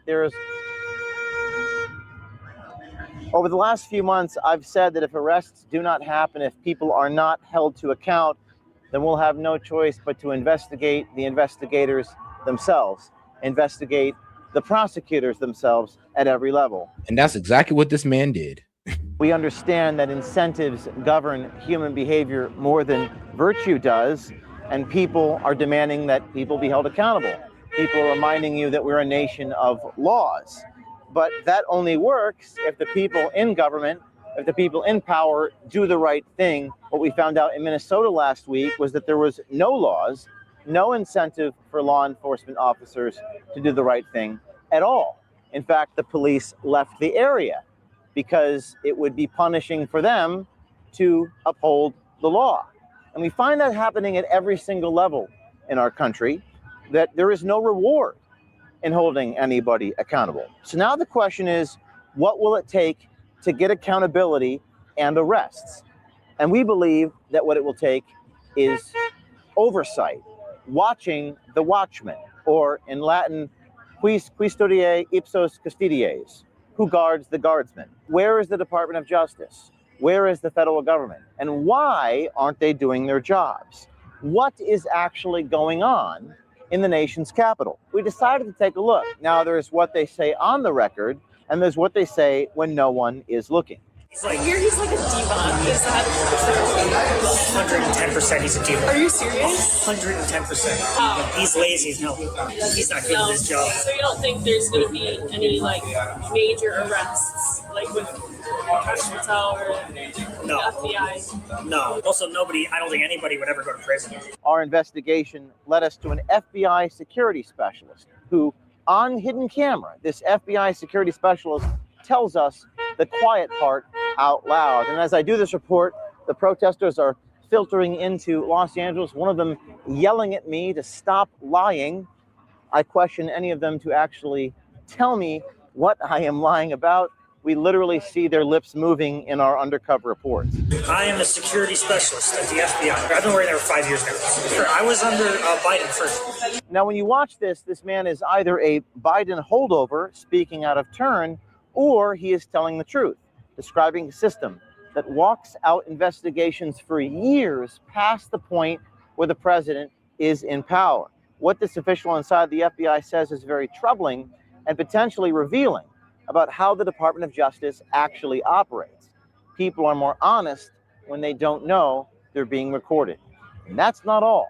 This same FBI official we caught on tape admits that even under Kash Patel, there will be no arrests of people in the deep state in the near future. Not exactly surprising considering the lack of action we've seen so far. Do you think, like, your job, like the FBI, do you think they're going to arrest the people, like, that are dealing with the daycare stuff? The thing with those cases is that I think by the time that case is done, even being, like, looked at, being ready to go to court, Trump won't even be in office anymore. Really? Fraud cases like that, like money stuff, Yeah. years, literal years of time. You don't think the FBI would arrest them, even though Trump would be like, please arrest them? I don't think so, because over and over and over again, it's been shown it doesn't work. It's not working. And all right, guys, I'm back. And shout out, and I'm back with the co-host Monty. And shout out to my man Gaming. How's it going, guys? Yo, what's the word, boy? Man, it's all good. So, bro, apparently, as you've been watching this video, they do not like Kash Patel too much, and we are not about to get no deep state arrest. I said that a long time ago. So me and Monty are on the same page. I'm gonna go ahead and take it a step further. Everybody that's been saying that ain't no arrest gonna come out of the Epstein files, and people are like, "What are you talking about? Jeffrey Epstein was arrested, and this person was arrested." Blah, blah, blah, blah, blah. No, we're saying They're the scapegoat. Right, we're saying it because we know there's not gonna be any justice. It's not a talking point, and this I hate to go off on this tangent, but said I'm addressing some other YouTubers out there and people that are out there on Instagram reels and saying stupid stuff like this. This goes directly to y'all, and I'm more than happy to challenge me on my channel on this. Like, you got an FBI official right here that just said it plain as day. When it come to money laundering and fraud and stuff, bro, ain't nobody finna get arrested. You see what happened with old boy in the crypto scandal. He went to jail for 3-4 months. Like, come on, bro. Not to mention, he said the quiet part out loud. By the time they can get any of this stuff to trial, Trump's not going to be president anymore. Right. And that's code for we're not going to do anything once Trump gets out. Man. And it's like, bro, come on, dude. Let's keep it a stat. Let's call a spade, bro. If you are rich in this country, you are untouchable. Enforceable by fine means legal for a price. Well, I mean, if you're a billionaire, yeah, never mind. The millionaires begin rich with influence, because I don't know. I don't think it's just if you're just rich. It got to be rich with influence. No, it has to be with influence, or it don't mean nothing. No, a fine for anybody. A fine for anybody. A speeding ticket just means it's legal for a price. Pretty much. A fine for not having insurance is legal for a price. You can roll around with no insurance, but you're gonna have to pay some money to do it. Wait, hold on. Aren't they gonna suspend your license eventually, though? If you keep getting caught without insurance. Maybe. But you're missing the point of what I'm saying, though. No, I get what you're saying, but unless we're talking about a guy who's riding around with no insurance, who's a millionaire, who's head guy at the BMV. Like I say, they gotta have that status, and there gotta be some position of high power that they're holding. Just can't be like this. You're not supposed to take people's land, especially when they're dying. That's actually a rule on the book. Katy Perry currently right now is taking an old veteran to court because she wants his house and his land, and she's dragging it out and has been doing it. Ain't nobody stepping in. Ain't nobody doing nothing. Where's his justice? You really think that the hard-working Americans in Minneapolis, Minnesota, are finna get their justice after all these riots?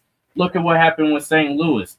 Them fat, ugly lesbians done caused the basically ransacking and rampaging of St. Louis and all these other cities, drained the wealth out of them, killed people in their wake, and stripped away all the jobs.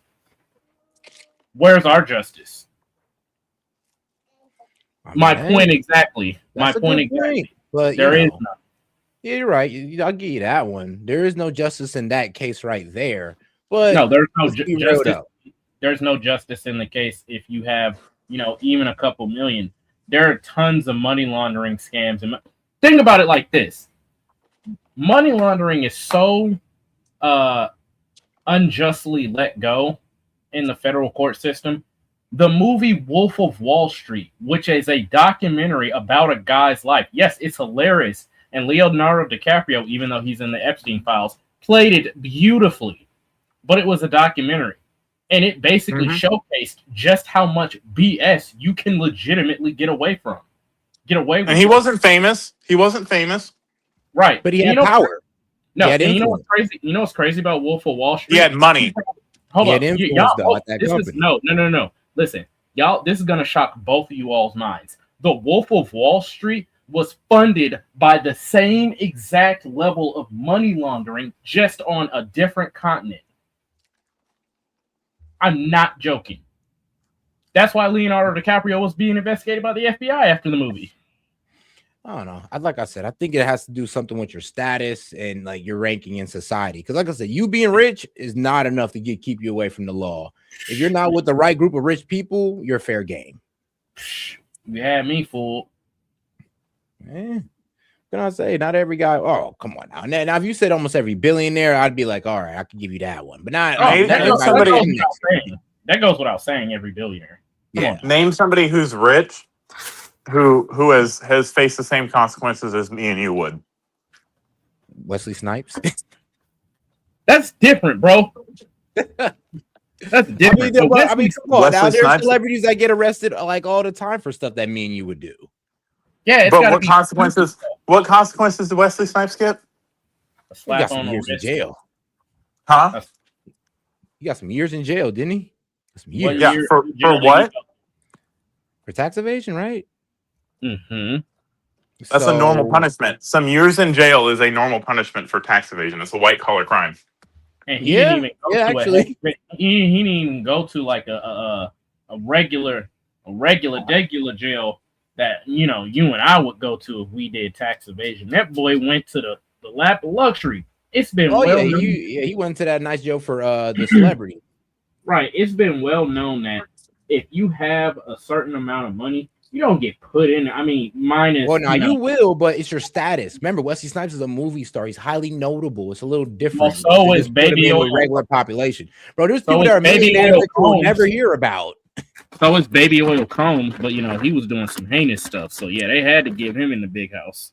Yeah, but even then, they might show him some grace. Hold on, guys. Man, what are you doing, Seth? I don't think anybody would ever go to prison. Like, they would most likely be thrown out very quickly. Now, thanks to the brave work of citizen journalists like Nick Shirley, Americans were able to see what actually happens in Minnesota outside these daycare centers. Now, according to this FBI official, he's saying that accountability and justice is not coming. Why? He says the FBI and the Department of Justice walked these investigations out. They actually might take years, literal years, like 5 years. And by that time, the executive branch of government shifts power, the pendulum swings, and the people are never held to account. They're going to try and pin it on somebody and make it seem like a crime, like a very serious crime. Pin it on somebody? Pin it on one of those people who runs those daycares. Oh. They need somebody to take the fall. Oh, okay. And we're just gonna point at somebody. Do you know who that would be? No idea. But that's what they do, though. They just pick someone and be like, "This is our guy," and everyone else can go free. That sometimes happens. Yeah, charging somebody for anything financial, for one person can take literally years. I've seen it. It can take years because you have to look at all the money, all the accounts, all the transactions, all the payments, everything. You have to look at everything. Now, according to this FBI official, the plan isn't to dismantle the Minnesota daycare fraud, but to find a fall guy. He tells us the Bureau will pin it on somebody, not the entire network, not who's behind it, not the people moving the money, but one daycare operator. So this man in the FBI, Justin Devine, a teacher now turned FBI, has been in his role at the FBI since 2021. Remember, that's the year the My bad, guys. My bad. Had to knock something out real quick. But gaming, you was pretty much talking about how rich people pretty much don't get charged the same as poor people. Yeah, they don't get charged the same as They poor don't people. get charged. They have a longer presumption of innocence. When they are convicted, they're given priority for appeals. When their appeals are exhausted, they're also giving way laxer sentences, and usually those sentences deal in pretty much cush situations. Like if you and I were to go do any number of things, if you and I were Jeffrey Epstein, they would have executed us. If you and I were Hunter Biden, we would be in prison. If you and I were Joe Biden, we'd be in prison. If you or I were Donald, if you and I were Donald Trump, folks, we'd be in prison. So no, well, I don't know about the Donald. Well, no, you're right, Donald Trump, yes, but you're right. If it's just me and you, and like we're just not these special individuals, no relation to no rich people or no high power position, then yeah, you're right. Yeah, and I'm not talking about the status comes with the money. Not like really. you're remember, absolutely there's it does. that you do not know. Come on now. There's people that are millionaires that you don't even know, like millions. Yeah, but they're not out there in the public's eye committing crimes. So there you go. That means that the money doesn't come with status. Like it depends on how you got your money. If they were if they were charged with a crime, they would absolutely be thrust into the public light. Absolutely, they would. There's been millionaires charged all the time that we didn't even know until later on. Like, bro, millionaires going through fraud cases right now. Don't you? The fact that you're stating that claim. Do you know everybody that's been charged? Do you know everybody that's been charged with a gun crime? Do you know everybody that's been charged for drug trafficking? Do you know everybody that's been charged for all these? But let someone have a couple $1 million and their shit will be front page news and they will get treated differently. Even if you didn't know about them, bro. Even if you didn't know about them, even if you didn't know about them before. Parents had money and they was able to get their story like pushed under. Usually, when you got money, you're able to have your story, swept under the rug, not front page news. Put it to you this way: the Duke lacrosse players, they had a little bit of money, enough money to go to Duke. Their story was pushed front page news on the screen every single day for 2.5 years until that woman recanted her story and said, "Oopsies, my bad. It didn't actually happen." Yeah, in the era of Me Too, I mean that's sure. But that's the thing. That's the situation in which, it didn't go badly because they were acquitted, but that is how it's done. And if you don't sit in the right groups, the opposite is true. They go after you more harshly than they would the public person. So there is a difference in class of citizen in the justice system. It's supposed to be impartial and blind. It is not. And if you sit here and you tell me that the justice system is blind and doesn't care, I'm gonna have to call you a fool, man. Yeah, I'm not saying that. I'm telling you that somebody can get charged the same way a rich person get charged. If they don't have status and they got money, they can still get charged the same way. Now, because they have money, they're able to, I would say, move themselves through the legal system a bit better than somebody without money, but the charges are still there. It's just that they're able to, well, I'll be real with you, pay the way to a better sentence, or because they have a good lawyer. That's what we're talking. That's what I'm talking about. That's what I'm talking about. You're treated differently if you have money. They do one of two things. Either they say, you scratch my back and I'll scratch your back, or they go and try to make an example out of you to get press for it, to make themselves a name, and even then it's garbage. Yeah, but every situation that I see that you're talking about, like that I can relate, that I can like give an example of, is usually because somebody had a high position. Now, for the guys who had with no high position and just rich, they get treated like an average citizen. Nobody that's rich doesn't have a high position, Set. with money. No. Yeah, they do actually. A lot of people that they're not noticeable, no high status to it. You just make good money. Who and you could can have you name $1 million. Like, think about it. Do you know the CEOs of every company? Like, would you be able to tell them off the street? But they're making millions.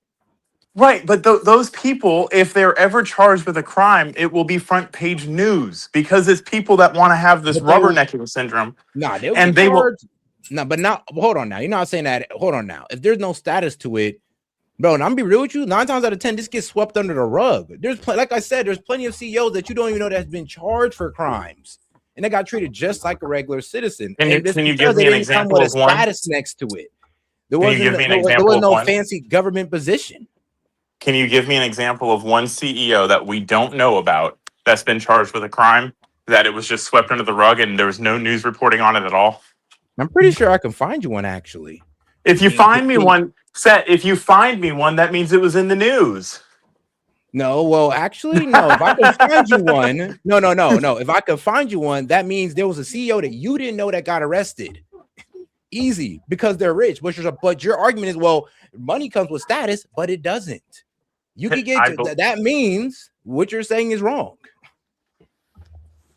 Let's take it. Wait. We're talking about in the context of the legal set. We're talking about in the context of the legal system. Money absolutely has status. Nah, it's kind of who Set, you are. Set, and let me cook you on this one. Oh, don't cook him. Wow. Okay, we're getting racist. I'm just kidding. He's already cooked. I'm just fucking with you. Sorry. He's a little too dark. He look well done. But anyway, he's shiny. Look, guys, the reason I'm saying you're not making sense is because there's been plenty of rich people who's gotten treated just like your average American that's in jail. And there was front-page news. No, and it's kind of unfair, Monty, if you're telling me, oh, well, go find one, then doesn't that kind of mean that in a way you're proving my point in a way? Because if I find one, that proves that one, this guy you haven't heard about. And I'm pretty sure we can look through court documents of some high net worth individuals that didn't make front page news. And it's out there. It's definitely out there. You just can't say any person with money that goes to court is going to be front page news. No, so what I'm saying, my overall point is there won't even be litigation in the first place. Okay, let me put it to you. That too. No. Think about because of money or with money and status. So like, pick one. No. It's money. Just money. You only need money. Think about insurance. So no litigation if you got money. You can make any crime you want as long as you got $1 million in your account. You're straight. Epstein files. You can settle it. You can settle. Yeah, that's a good point. That's a good point. Way over $1 million, and they're noticeable people. Why are the names redacted then? Bill Gates is one of them. Bill Gates is a noticeable person. He was the richest man in the world at a time. See, you can't take away the status argument. I said the money. No status. You guys are naming the status comes with the money. Set. No, I said. All right, you're confusing our two arguments. My argument was that in general, there is no justice served when it comes to people and their wealth. That's irrespective of status, irrespective of noticeable people. I'm talking about purely based off of net worth, and I can tell you this from a personal standpoint because I've rubbed elbows with rich people. So is my mom.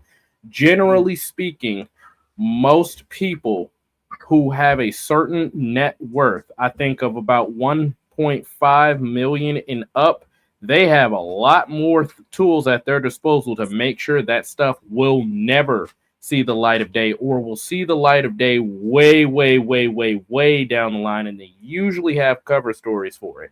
I said the Epstein files as a prime example is because Bill,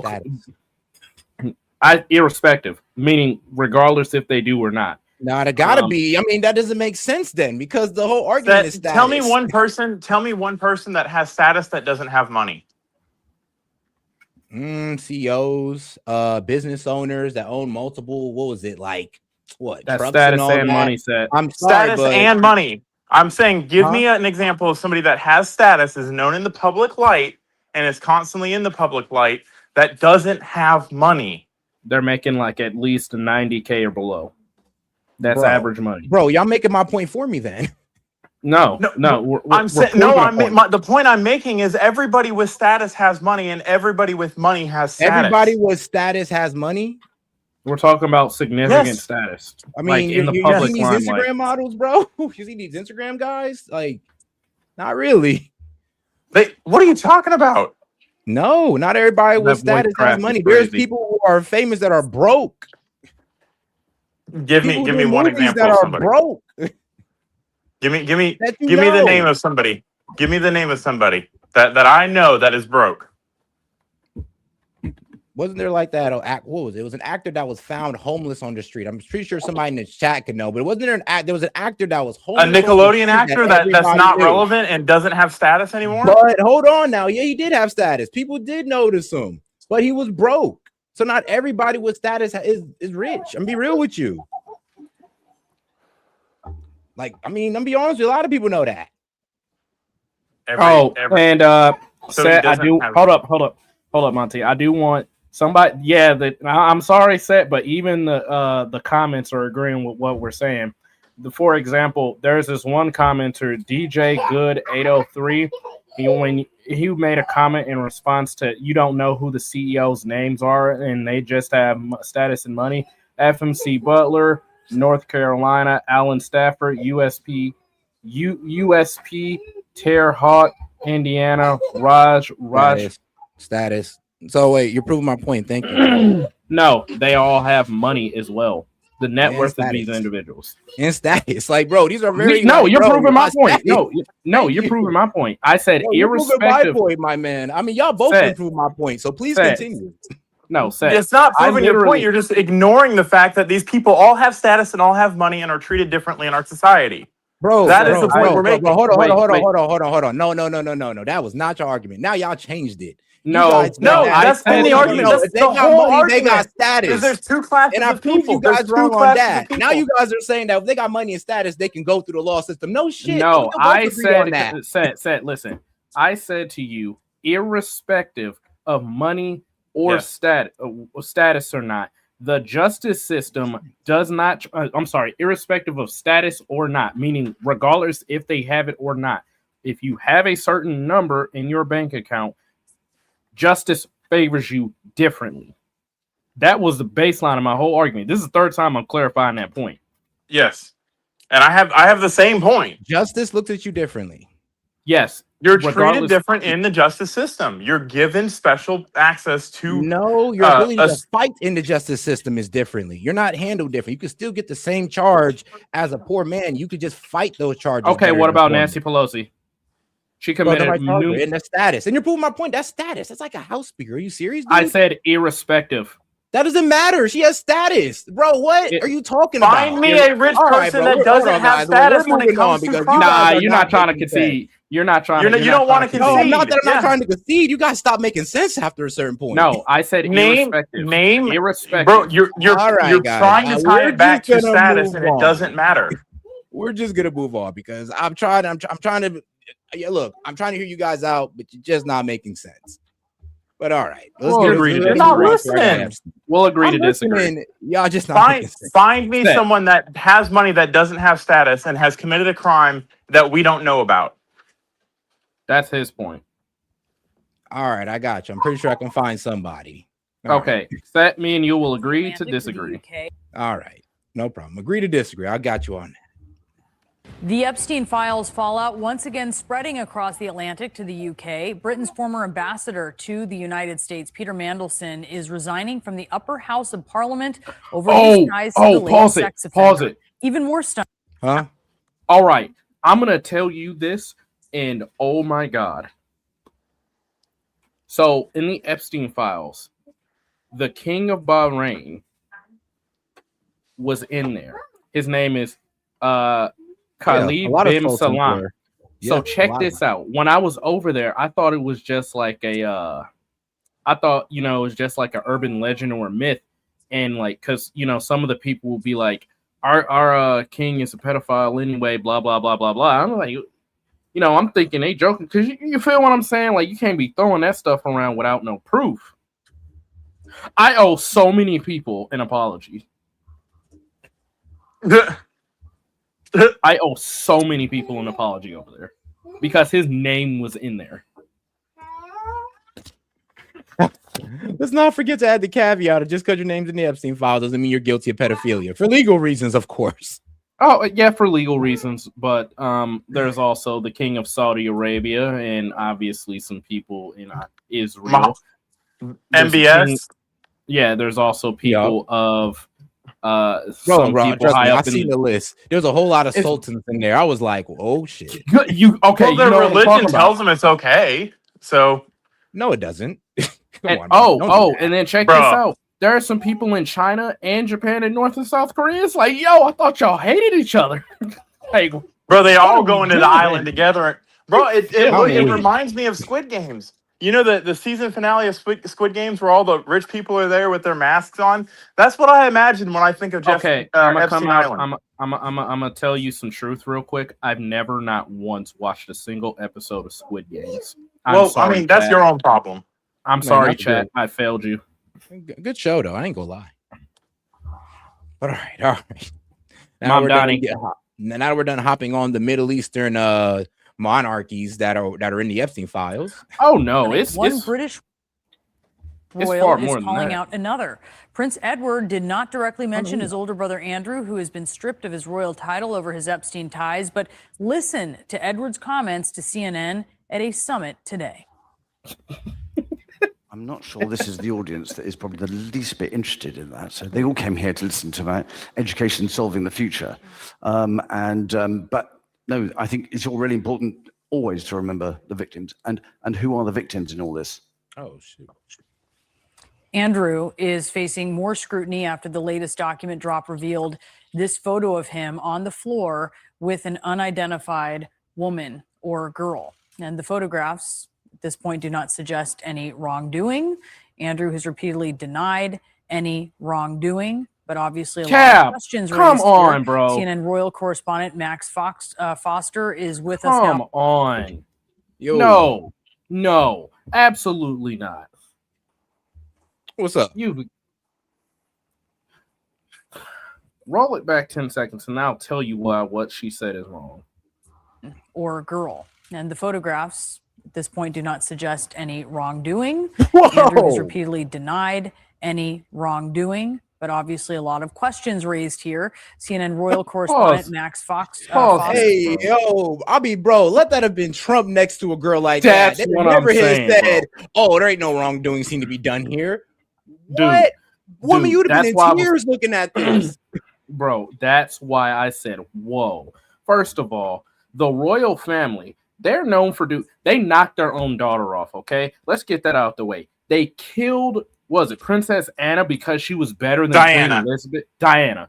They killed Princess Diana because she was better at being a queen than Princess Elizabeth, and she was butthurt and jealous. They knocked her off. They straight up stripped this man of his title, of his status and authority, and then they're pressuring through other entities for this man to go to the U.S. and face to answer questions. My guy, you were as guilty as 2 left feet on a freaking inbred. What? What? Guilty as 2 left feet on an inbred. It's like, whoa. Like, that was southern as hell. I'm trying That to statement made about as much sense as a witch's titty in a brass bra. I'm trying to prevent myself from cussing, trying to get closer with the Lord. So I appreciate trying that. here. So, but yeah, bro, like, come on, dude. There was already speculation. Like, y'all remember back in 2021, 2022, when like the speculation on Andrews was making the rounds. Come on now. And then we get this photo, and his name appears at least 4 or 5 different times in the files. I'm not tracking what your point is. All right, let's get back. Wait. Is with us now from London. 2 left feet on it. Max, give us the latest on the stuck on fallout it. where you are. Well, we've got lots of reports about Sarah Ferguson, Prince Andrew's ex-wife, but they were living together for a very long time, and she had lots of relationships with Epstein as well, coming out through these files. So, for example, she's talking about not having £20,000 for rent. She was desperate to get hold of that. So a very deep relationship there, much bigger than we thought. Here in the UK, the focus is much more on the former UK ambassador to the US, Peter Mandelson. Shit, lady. Whoa. I urgently need gave Sarah Ferguson money. 20,000 pounds? 20,000? Wow. I mean, bro, I know that's wait. Now I'm almost sure. Isn't the British pound a little bit worth more than our dollar?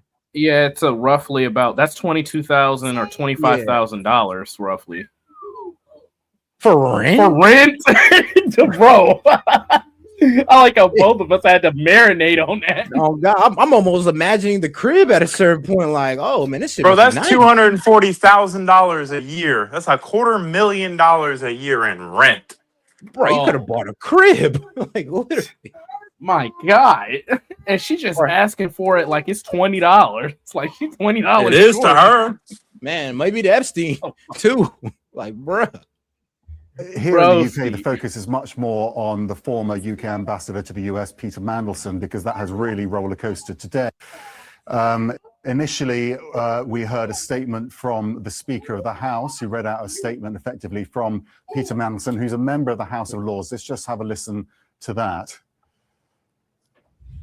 My Lords, given the public interest and for the convenience of the House, I've decided to inform the House that the Clerk of the Parliament has today received notifications from Lord Mandelson of his intention to retire from the House, effective from 4th February. I will formally notify this to the House tomorrow in the usual way. So he leaves the House of Lords, he keeps his title of Lord, but in an extraordinary move, the Prime Minister has introduced legislation tonight calling for his title to be stripped from him too. Why? This is because there were correspondence in the Epstein files between Epstein and Mandelson, which suggests that Mandelson, as business secretary under Prime Minister Gordon Brown, was leaking internal government information, market-sensitive information, which Epstein could have used to make money, effectively.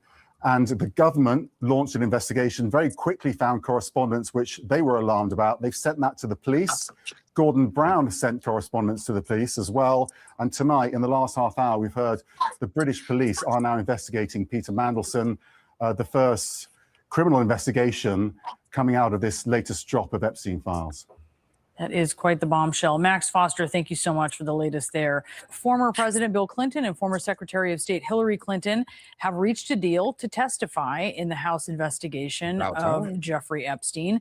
The agreement means they killed some people and bought some contempt of Congress vote. Sources telling CNN the Clintons will be deposed on February 26th and 27th, but they've added a new twist. They want to answer the Oversight Committee's questions in a public hearing. It's not clear if the Republican chair, Congressman James Comer, will accept that request. President Clinton has never been accused of any wrongdoing with Epstein, and his spokesman has said Clinton denies knowing of Epstein's crimes and cut off their relationship before they came to light. Last night, the Deputy Attorney General once again signaled there will likely be no further criminal charges. Hold on. You knew the crimes, but you didn't, as president, try to prosecute? No, as president though, like you could have just sent the DOJ after him, but no, because he was mentioned, and I'm willing to bet that the reason why the Clintons are so thoroughly comfortable with doing this is to play in our face. They have the DNC by the balls. They have a DNC funded think tank by the balls. They have well over half the Democrats. No, but here's the thing, though. How guilty does it make you look that you're just saying, "Oh, I knew, but I just cut him off"? I'm like, bro. No, that's what I'm saying. You knew, but you didn't. Okay. That's what I'm saying. Is like they're comfortable with doing this on a public setting because they know nothing's gonna happen. It's a classic chess move. If you know nothing is gonna happen, why try to hide it? As a matter of fact, walk up with swagger. You walking up and doing this in a public setting before the nation, saying like, I'm not guilty, blah blah blah blah blah. It means either one or two things: you finally grew a conscience, which I find is highly unlikely, or number two, which is the more likely option, you have other strings and moves you can make. Yep. Stemming. I mean, think about this. Think about this. All right, go ahead. Hold on. Yeah.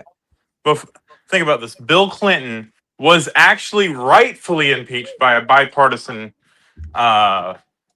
Congress and still allowed to stay in power. None of this partisan politics where the president just gets impeached because you don't like his name. He was impeached for lying to Congress. Would face no charges about it. Was not convicted of it, even though there's documentation of it. Did not get removed from power. So if he's not going to get removed from power, what makes you think anything's going to happen to him about this?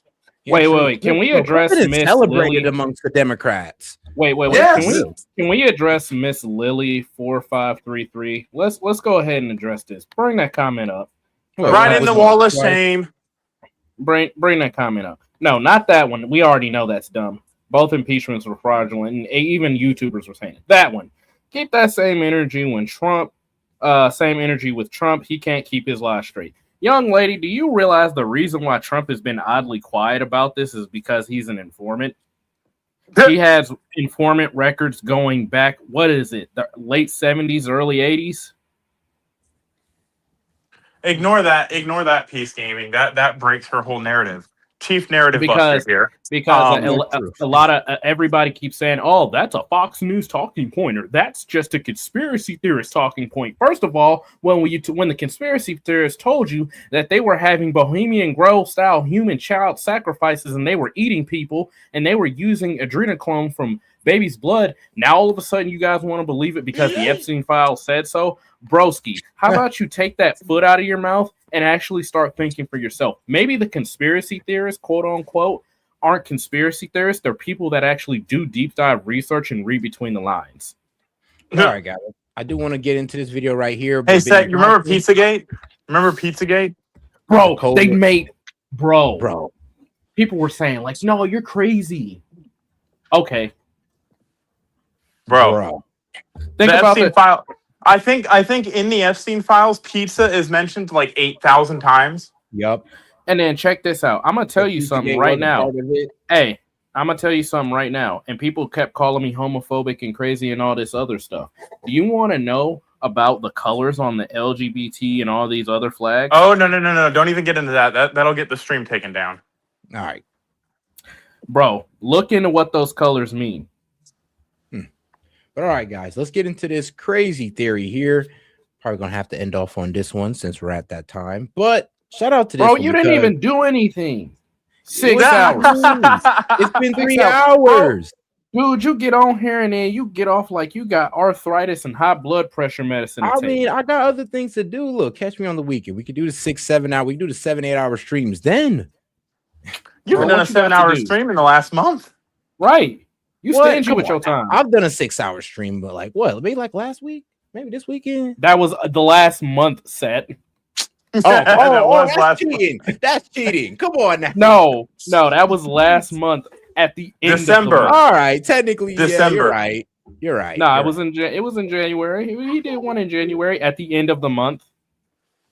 Oh yeah, between December and January. Yeah, it was a little lacking. I think the Maduro one was the longest one you did. Man. Right. All right. Then I'm gonna owe you guys. I'm gonna have to bring you guys up there for that event. Then I ain't about to do that whole 8 hours. But all right, we can tag team. All right, fine. What is it? Let's do this Friday. Yeah, this Friday, guys. We're gonna go ahead and do at least an 8-hour stream. We're gonna try to shoot for 10 hours because why not? But let's triple stream it. Let's try that. But all right, guys, check this out because you know the whole little Epstein might be alive thing. Oh yeah, Megyn Kelly is completely convinced that Epstein's going to put a press conference out soon. Oh my god! You know how cool that would be? He's like, this comes out and be like, "These are my cooperators." I'm like, cooperators. I'd have been like, "Oh, thank you, bro. Thank you." That's all. Bro, that wouldn't be cool. What are you talking about? I know you didn't mean it like that. I'd be happy. Well, what if he changed his ways and he just came all of a sudden to the people and was like, "Yep, I'm snitching on." I'm sorry, I don't believe that. No. Child, what he's done to people, there's no such thing as changing your ways. You can only destroy the body and burn it. Bro, let me tell you this. Unless Jesus Christ, the 2-hour interview of him. Hold up. Unless Jesus Christ himself came to everybody in a dream on the same night and said, yeah, he's forgiven, don't harm him. That is the only way he isn't going face first into a wood chipper with dull blades. Facts. I get that one. But no, y'all ain't see the 2-hour interview? No. Bro, I ain't gonna lie, bro. Hearing that man talk and how he talks about things is a bit eerie, I'll tell you that. But all right, it's almost like he's a child molester.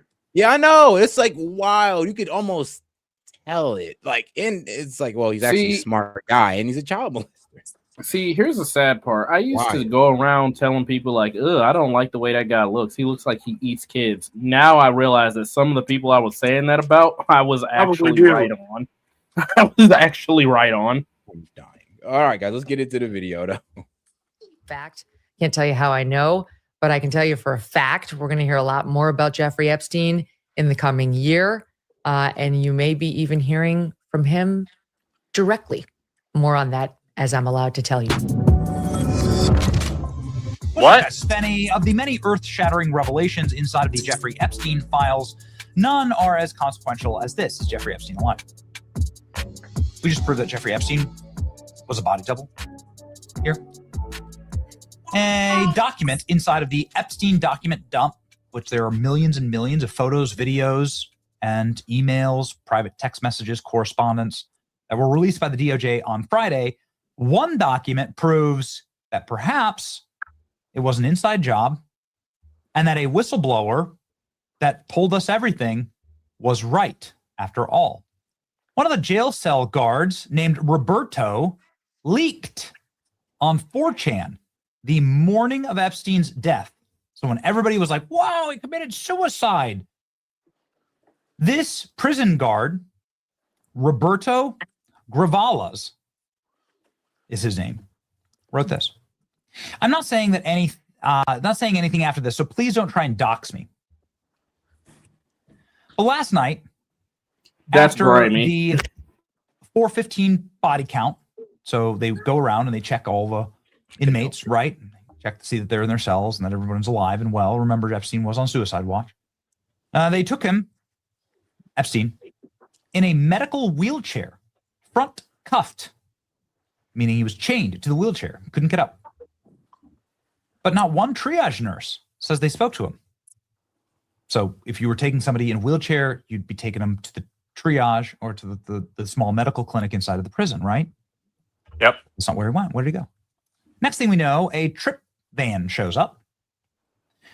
We do not do releases on the weekends unless a judge orders it. So nobody was being released from the prison. Okay. But a prisoner transfer vehicle shows up, and the next thing you know, he's put into a single man cell and hangs himself. Here's the thing. The trip van did not sign in, and we did not record the plate number. And the guy in the green military dress outfit was in the back of the van. So a guy in a military outfit escorted Jeffrey Epstein out of the prison in a wheelchair. Okay. This is according to the tower guy who let him through the gate. You guys, I'm shaking right now, but I think they switched him out. Huh. Now, why are people saying that? Now, gaming, you got some, a little history and security, of course. Like, does any of that sound weird? So, and I'm willing to bet that Monty can comment just a little bit, but it's when you're doing high priority transport, there's different types. There's air transport, ground transport, vessel transport. But in all of them, in all those transports, you're receiving personnel or the people who are receiving someone usually will coordinate with the people that are having said person. So like, let's say I'm coming to get XYZ prisoner from you. You will know days in advance to have this person's medical work checked up, make sure he's all right, make sure everything is good. And then typically you will then arrange for his release or transference. So there's a log that has to be kept somewhere. Then there's something called, we're just going to call it off the books transport. It's usually one of those spur of the moment things. that happens where you don't have a lot of time or notice, and the person that is being gotten is of significant security risk or significant importance, and they can't be pulled Picked up. out by the regular, means. Okay. All right then. So this does sound pretty credible because there's a It lot of sounds shady. on par. It sounds on par with the policies and procedures you would follow to do the latter of what gaming just said. Yeah, especially when it comes to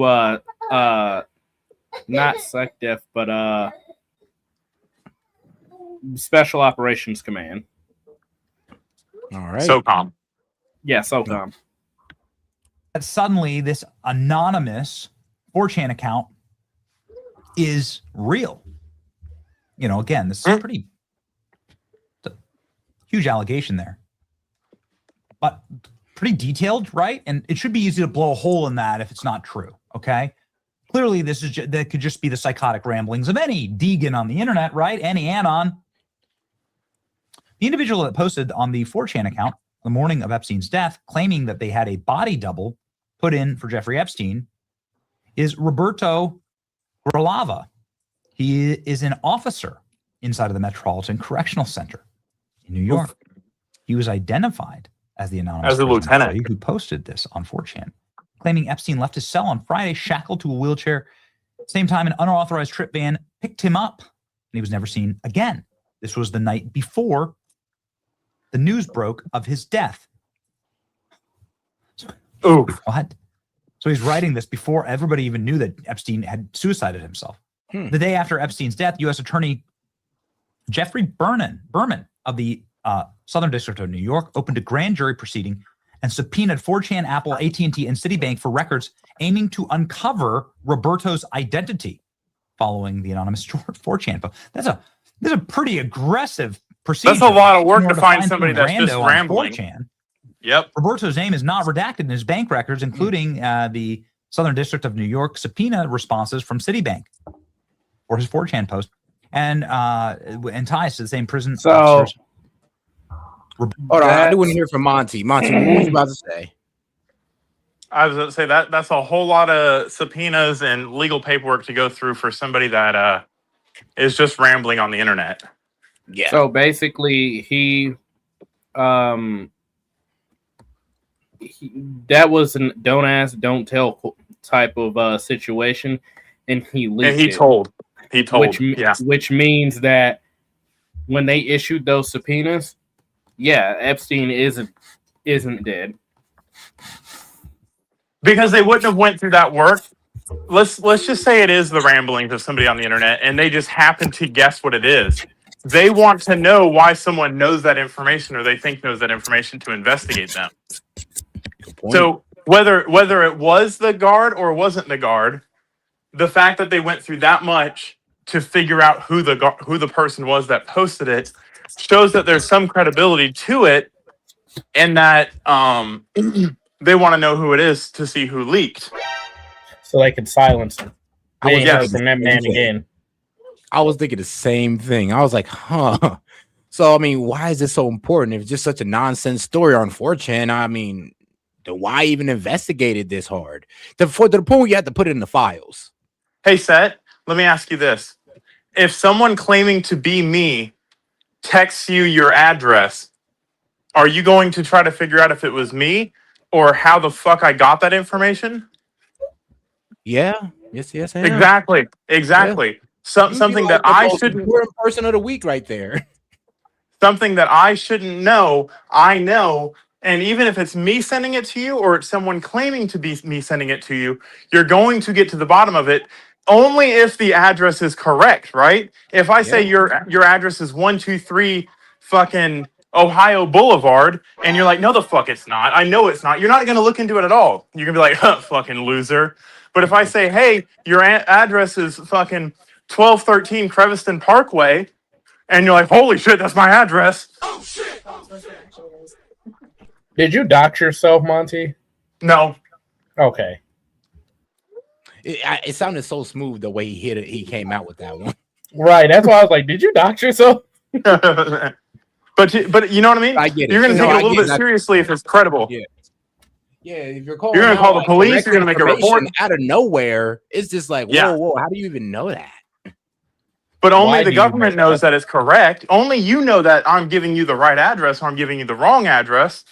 So you're going to act accordingly. Yep. So they're pretty much like the government snitched on themselves just by acting on it. Mm-hmm. Yes. All right. So we're dealing with the possibility that Epstein might be out here.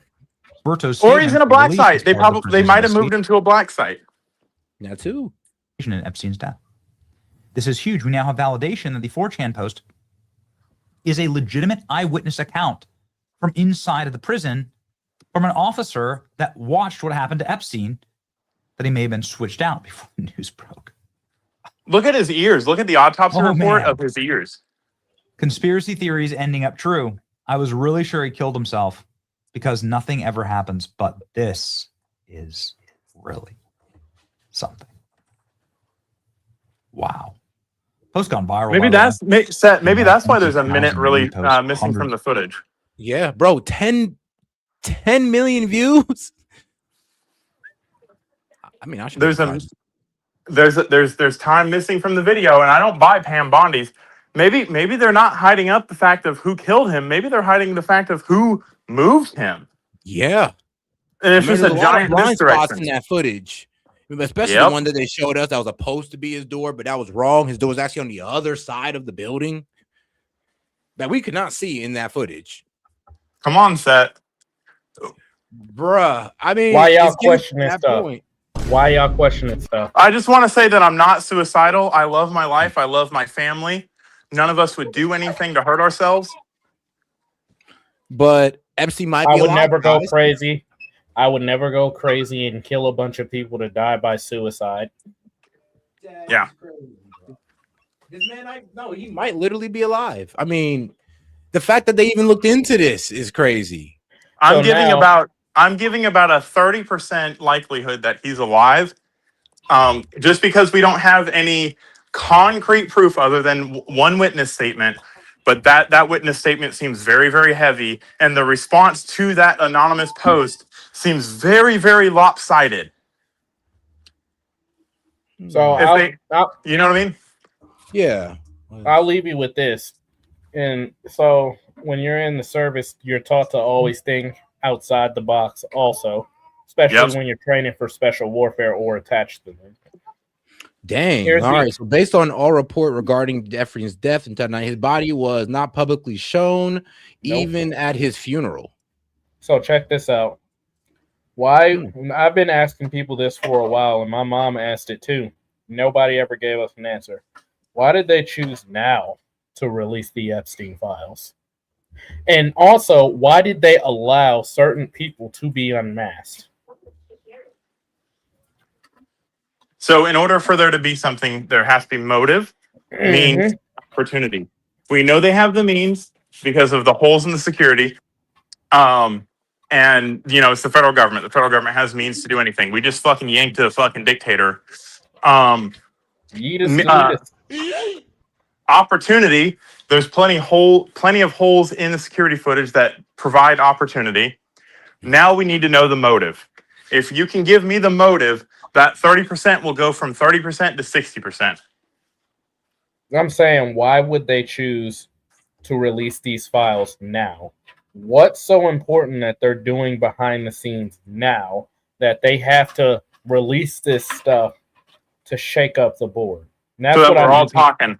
Yeah. I'll be honest with you, bro. It's like, here's the thing, though. It's really hard to call this that shiny object of distraction when we feel like this was the object that everybody was trying to keep us away from. That's the problem. There's always more at play. I mean, yeah, I hear you on that one. It's just I'm scared to know what that is. I mean, if this is the distraction, what's the main event? Could it be CBDC? Could it be digital ID? Why all of a sudden, when people are starting to put 2 and 2 together with the block cameras and everything, been pushed out yet? It's already being rolled out. That's Block. You have well, not for us. Yes, it has. Yes, it is. Oh, yes, Wait, it is. Really? You don't know it because you've been distracted with everything else. I mean, wouldn't I know if Block. I had to, I don't know, sign in to use my bank accounts to like what at every They're store? I not gonna go give to? it to you full mixture first set. Don't be silly. All right, well, how do we have it? Flock. Look up Flock. Look at the law surrounding Flock. They Look already at the legal framework that's being put in place in Los Angeles right now after the rebuild of the Palisades. Flock safety. Well, hold on now. This is like more surveillance. So it starts with surveillance. You have to have a count of everybody so that you can monitor them more effectively. Oh, I was talking about digital ID, guys. No, But digital There's ID, already digital ID. You can put your passport on your fucking phone. Yeah, that's true. That's true. But I think what was it? The more definite definition of where you damn near have to verify your identity for almost every payment, damn near with like what they got going on in China. But I guess you're right. That's coming. You're right. This is digital. We're only a couple steps This is behind watered that, down. Seth. I don't Here's know. the I think thing. we're gonna. I I want think you we're to gonna know push back something. a little harder. It will on be the sold other to you as a convenience in order to control you.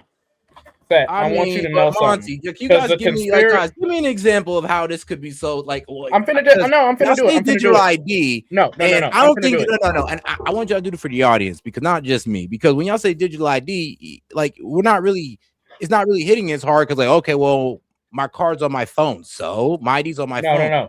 Let me put it to you like this. So I was trying to check some personal information on the IRS website. If you go on certain websites, especially government websites, they now require because you can use ID Me before in login.gov. They now require you to take a photo of yourself. Oh yes, of your They now ID and of yourself. of I yourself. literally just did it to get into Genesis. To get into MHS Genesis, I have to take a photo of my passport ID, state issued ID, and then take a picture of myself. I can no longer remotely proof myself. Yes, that is and what then- remote proofing is now. So, and then on top of that, now they're slowly starting to make the passport and state ID weaker. Because if you look up on the TSA's website, if you don't have the real ID, it's $45 to fly on an airplane now. Soon it'll be $50. Now, if you want to, let's take it a step further. But the real ID though is like it's really just Hold like up. a different ID. You can get a physical form. Hold up. With in other countries, they're already the SAVE Act, not the SAVE Act, the on the Online Safety Act in Australia, in Europe, in the UK. And they say you have to prove that you're not. You have to prove that you're not underage. By definition, everybody that's not underage is going to be putting their ID on the internet. No, that's a digital ID. No. Not it goes way deeper than that. So what they're doing is they're making it to where you have to download this app with all of your information on there. And if you don't have the app, they're on record saying you cannot participate in society unless you get this. Okay, then, yeah, I think that's what a lot of people think by digital ID. The whole mark of the beast type of ordeal. Like, if you don't got the mark and you don't follow the law, then you can't participate in society. We don't got that right now. No. Here's the thing: what they're distracting you with, thank God we don't, is the release of these Epstein files. Because they need the old guard to get out the way. Mamdani represents the new guard. I don't know. I think you might be reaching on that one. No, you said that last time. I'm 2 for 2. Set. Watch what you say. How you 2 for 2? You're giving yourself points. I gotta establish the points here. Venezuela and what they said about, and there was like another crisis. There was another crisis that happened, and me and Monty called it, and you told us the same thing. Like, y'all, you're reaching. I don't know if I can believe that. Wait, hold on. What did I say that? Oh, Monty, what was it? Iran. Yeah. Wait, what was y'all? Wait. Iran. Was I wrong? That we are going to bomb Iran in the coming months. It was quicker than I thought it would be, but it was very much. I agreed with you guys on that, though. And then I also said behind that, the people of Iran don't like Iran. And you tried to say that I was wrong and that the people support the government. I was like, no, the vast majority of I them didn't say don't. that. Now you're mischaracterizing my argument there. I didn't say that. I said there isn't enough resistance in there to overthrow the government. Oh, yeah. And I said maybe there might be more support than you realize. No, they're That's killing what all my their argument. There I are a didn't bunch say that. of Oh, 90. I didn't say that. Oh, no. 90% of them agree with the government or majority. That was my argument. I said there may be more support than we realize, and that's because this revolution isn't going the way we want or expected. no. They shut They the just internet. executed people. The internet is still shut off, and they have bodies splayed out all across the ground, and they're not releasing the women and the children's bodies. And that is because, and I've heard this from multiple Iranian people and I've even talked to a couple of these people who have family members over there directly, because a couple of them were able to get over to Afghanistan and Pakistan and use Starlink or whatnot. And they said, yeah, they're keeping the women and children's bodies because if the United States, hold up, stop it. Now, if the United States will if the attack them. If the United States attacks them, then they can throw those bodies out or have them splayed all over the ground to make it seem like we just killed a bunch of innocent civilians. There have been multiple reports. Hold up. There have been multiple reports that the IRGC is setting up shop in school that have students in them and out of school students that are not in school. There have been multiple protests of doctors saying that IRGC is coming in there. Yes, there has. Yes, not there them has. preparing schools to be bomb shelters, bro. Not bomb shelters. Not bomb shelters. Not bomb shelters, but battle. But my bad. But to keep artillery and to be used as a. That's not what they're talking. That's not what he just said. There are school students that are missing. That are as soon as we bomb them, they're going to be in the streets dead conveniently. I'm sorry, but then hold on. That's just so convenient. I'm sorry, bro. That's just so convenient. You gonna say that, bro? Actually link the sources for that. No, why so convenient? So when we bomb them, we kill a whole bunch of innocent students, and they're actually bodies. You're gonna sit there and say, "Oh no, Sarah, remember when I said they were gonna drag them out? I told you when they could actually be dead students." No, they're already. You hear what you're setting yourself up a lot for. of these. It's like you're a lot of falling for the propaganda, and they're already giving you the propaganda so that you justify kids being killed. No, ain't nobody. Are you serious? Are you serious? That from the same group of people that have the same group of people that have put artillery in hospitals have redirected people to move in other directions when Israel bombs people. These are the same This is Iran. We're talking about two different Hamas people. is funded by Iran. Hamas is a proxy of Iran. That doesn't matter, actually. These are that two different actually government does. forces. Okay. The one being funded. We're talking about their own little government. Their own little. That's awfully convenient. Disingenuous. We're talking because we're talking about one that's a paramilitary group. We're talking about one that's a full-fledged military force. One that I personally intercepted goods and materials from Iran from. Are you serious? I've personally brother. Do you hear what I just said? Are you serious, bro? Okay, come on, man. You're not hearing what I'm telling you, brother. Come on. Man, don't do this. Look, you're literally falling for the propaganda. You're literally getting ready for when they start bombing schools. You're gonna tell them, "Oh, don't worry, guys. Those are just bags they kept from the last protest." When you get done, I want you to add some. And here's the thing, though. I want you to answer me 3 questions. What about when Israel sent these pamphlets out? Get them to go to that location and bomb it. I don't ever hear you guys talk about that. That is literally the opposite of what happened, and we pointed that out. No, that's not. That's actually what happened. So now we just disagree on how's it going. So y'all, y'all the pro-Israel. Don't say y'all because I had nothing to say about it. You said because Hamas didn't have an air force. So when they start blowing stuff up, you guys will be okay with seeing dead children on the ground. No, that is not what that is. That's kind of that's literally what you just said, bro. Okay, so let me ask you something. Set. Let me ask you something real quick. So the opposite can't be true, Set? The opposite can't be true because you like Iranians can so the same thing. Can the opposite can't be true? Wait, okay, let me ask you a question. We're gonna agree to disagree, I guess, because I guess both our opposites can be true. But go ahead. No, let me ask you a question. So, are we Israel? Yes or no? Let's just start there. In what way, though? Because no. No. Come on, man. It's a yes or no question. Are we Israel? It's a very simple answer. Okay. So, but you're talking about military-wise, no, it's not a simple answer. No, the answer is no. I served in it. I can tell you for sure, no. Secondly, how many outside of the targets that were meant to be hit, how many surrounding casualties were there from the B-2 Spirit bombers bombing run? Wait, hold on. How we go from? I'm sorry. What are you? I'm leading you somewhere. I'm leading you Follow the somewhere. questions. No, dog. I'm sorry. Like, stay on point here. You just went That is a from part of the what? point. No, That is the point. Wait, what? That is the You're point. trying to imply that America would go bomb schools, and it's kind of pissing me off. No. Bro, I didn't say that. Monty, calm down, because you don't even know what you're getting mad about. No, I didn't say that. I said you said how convenient would that be? How convenient would that be?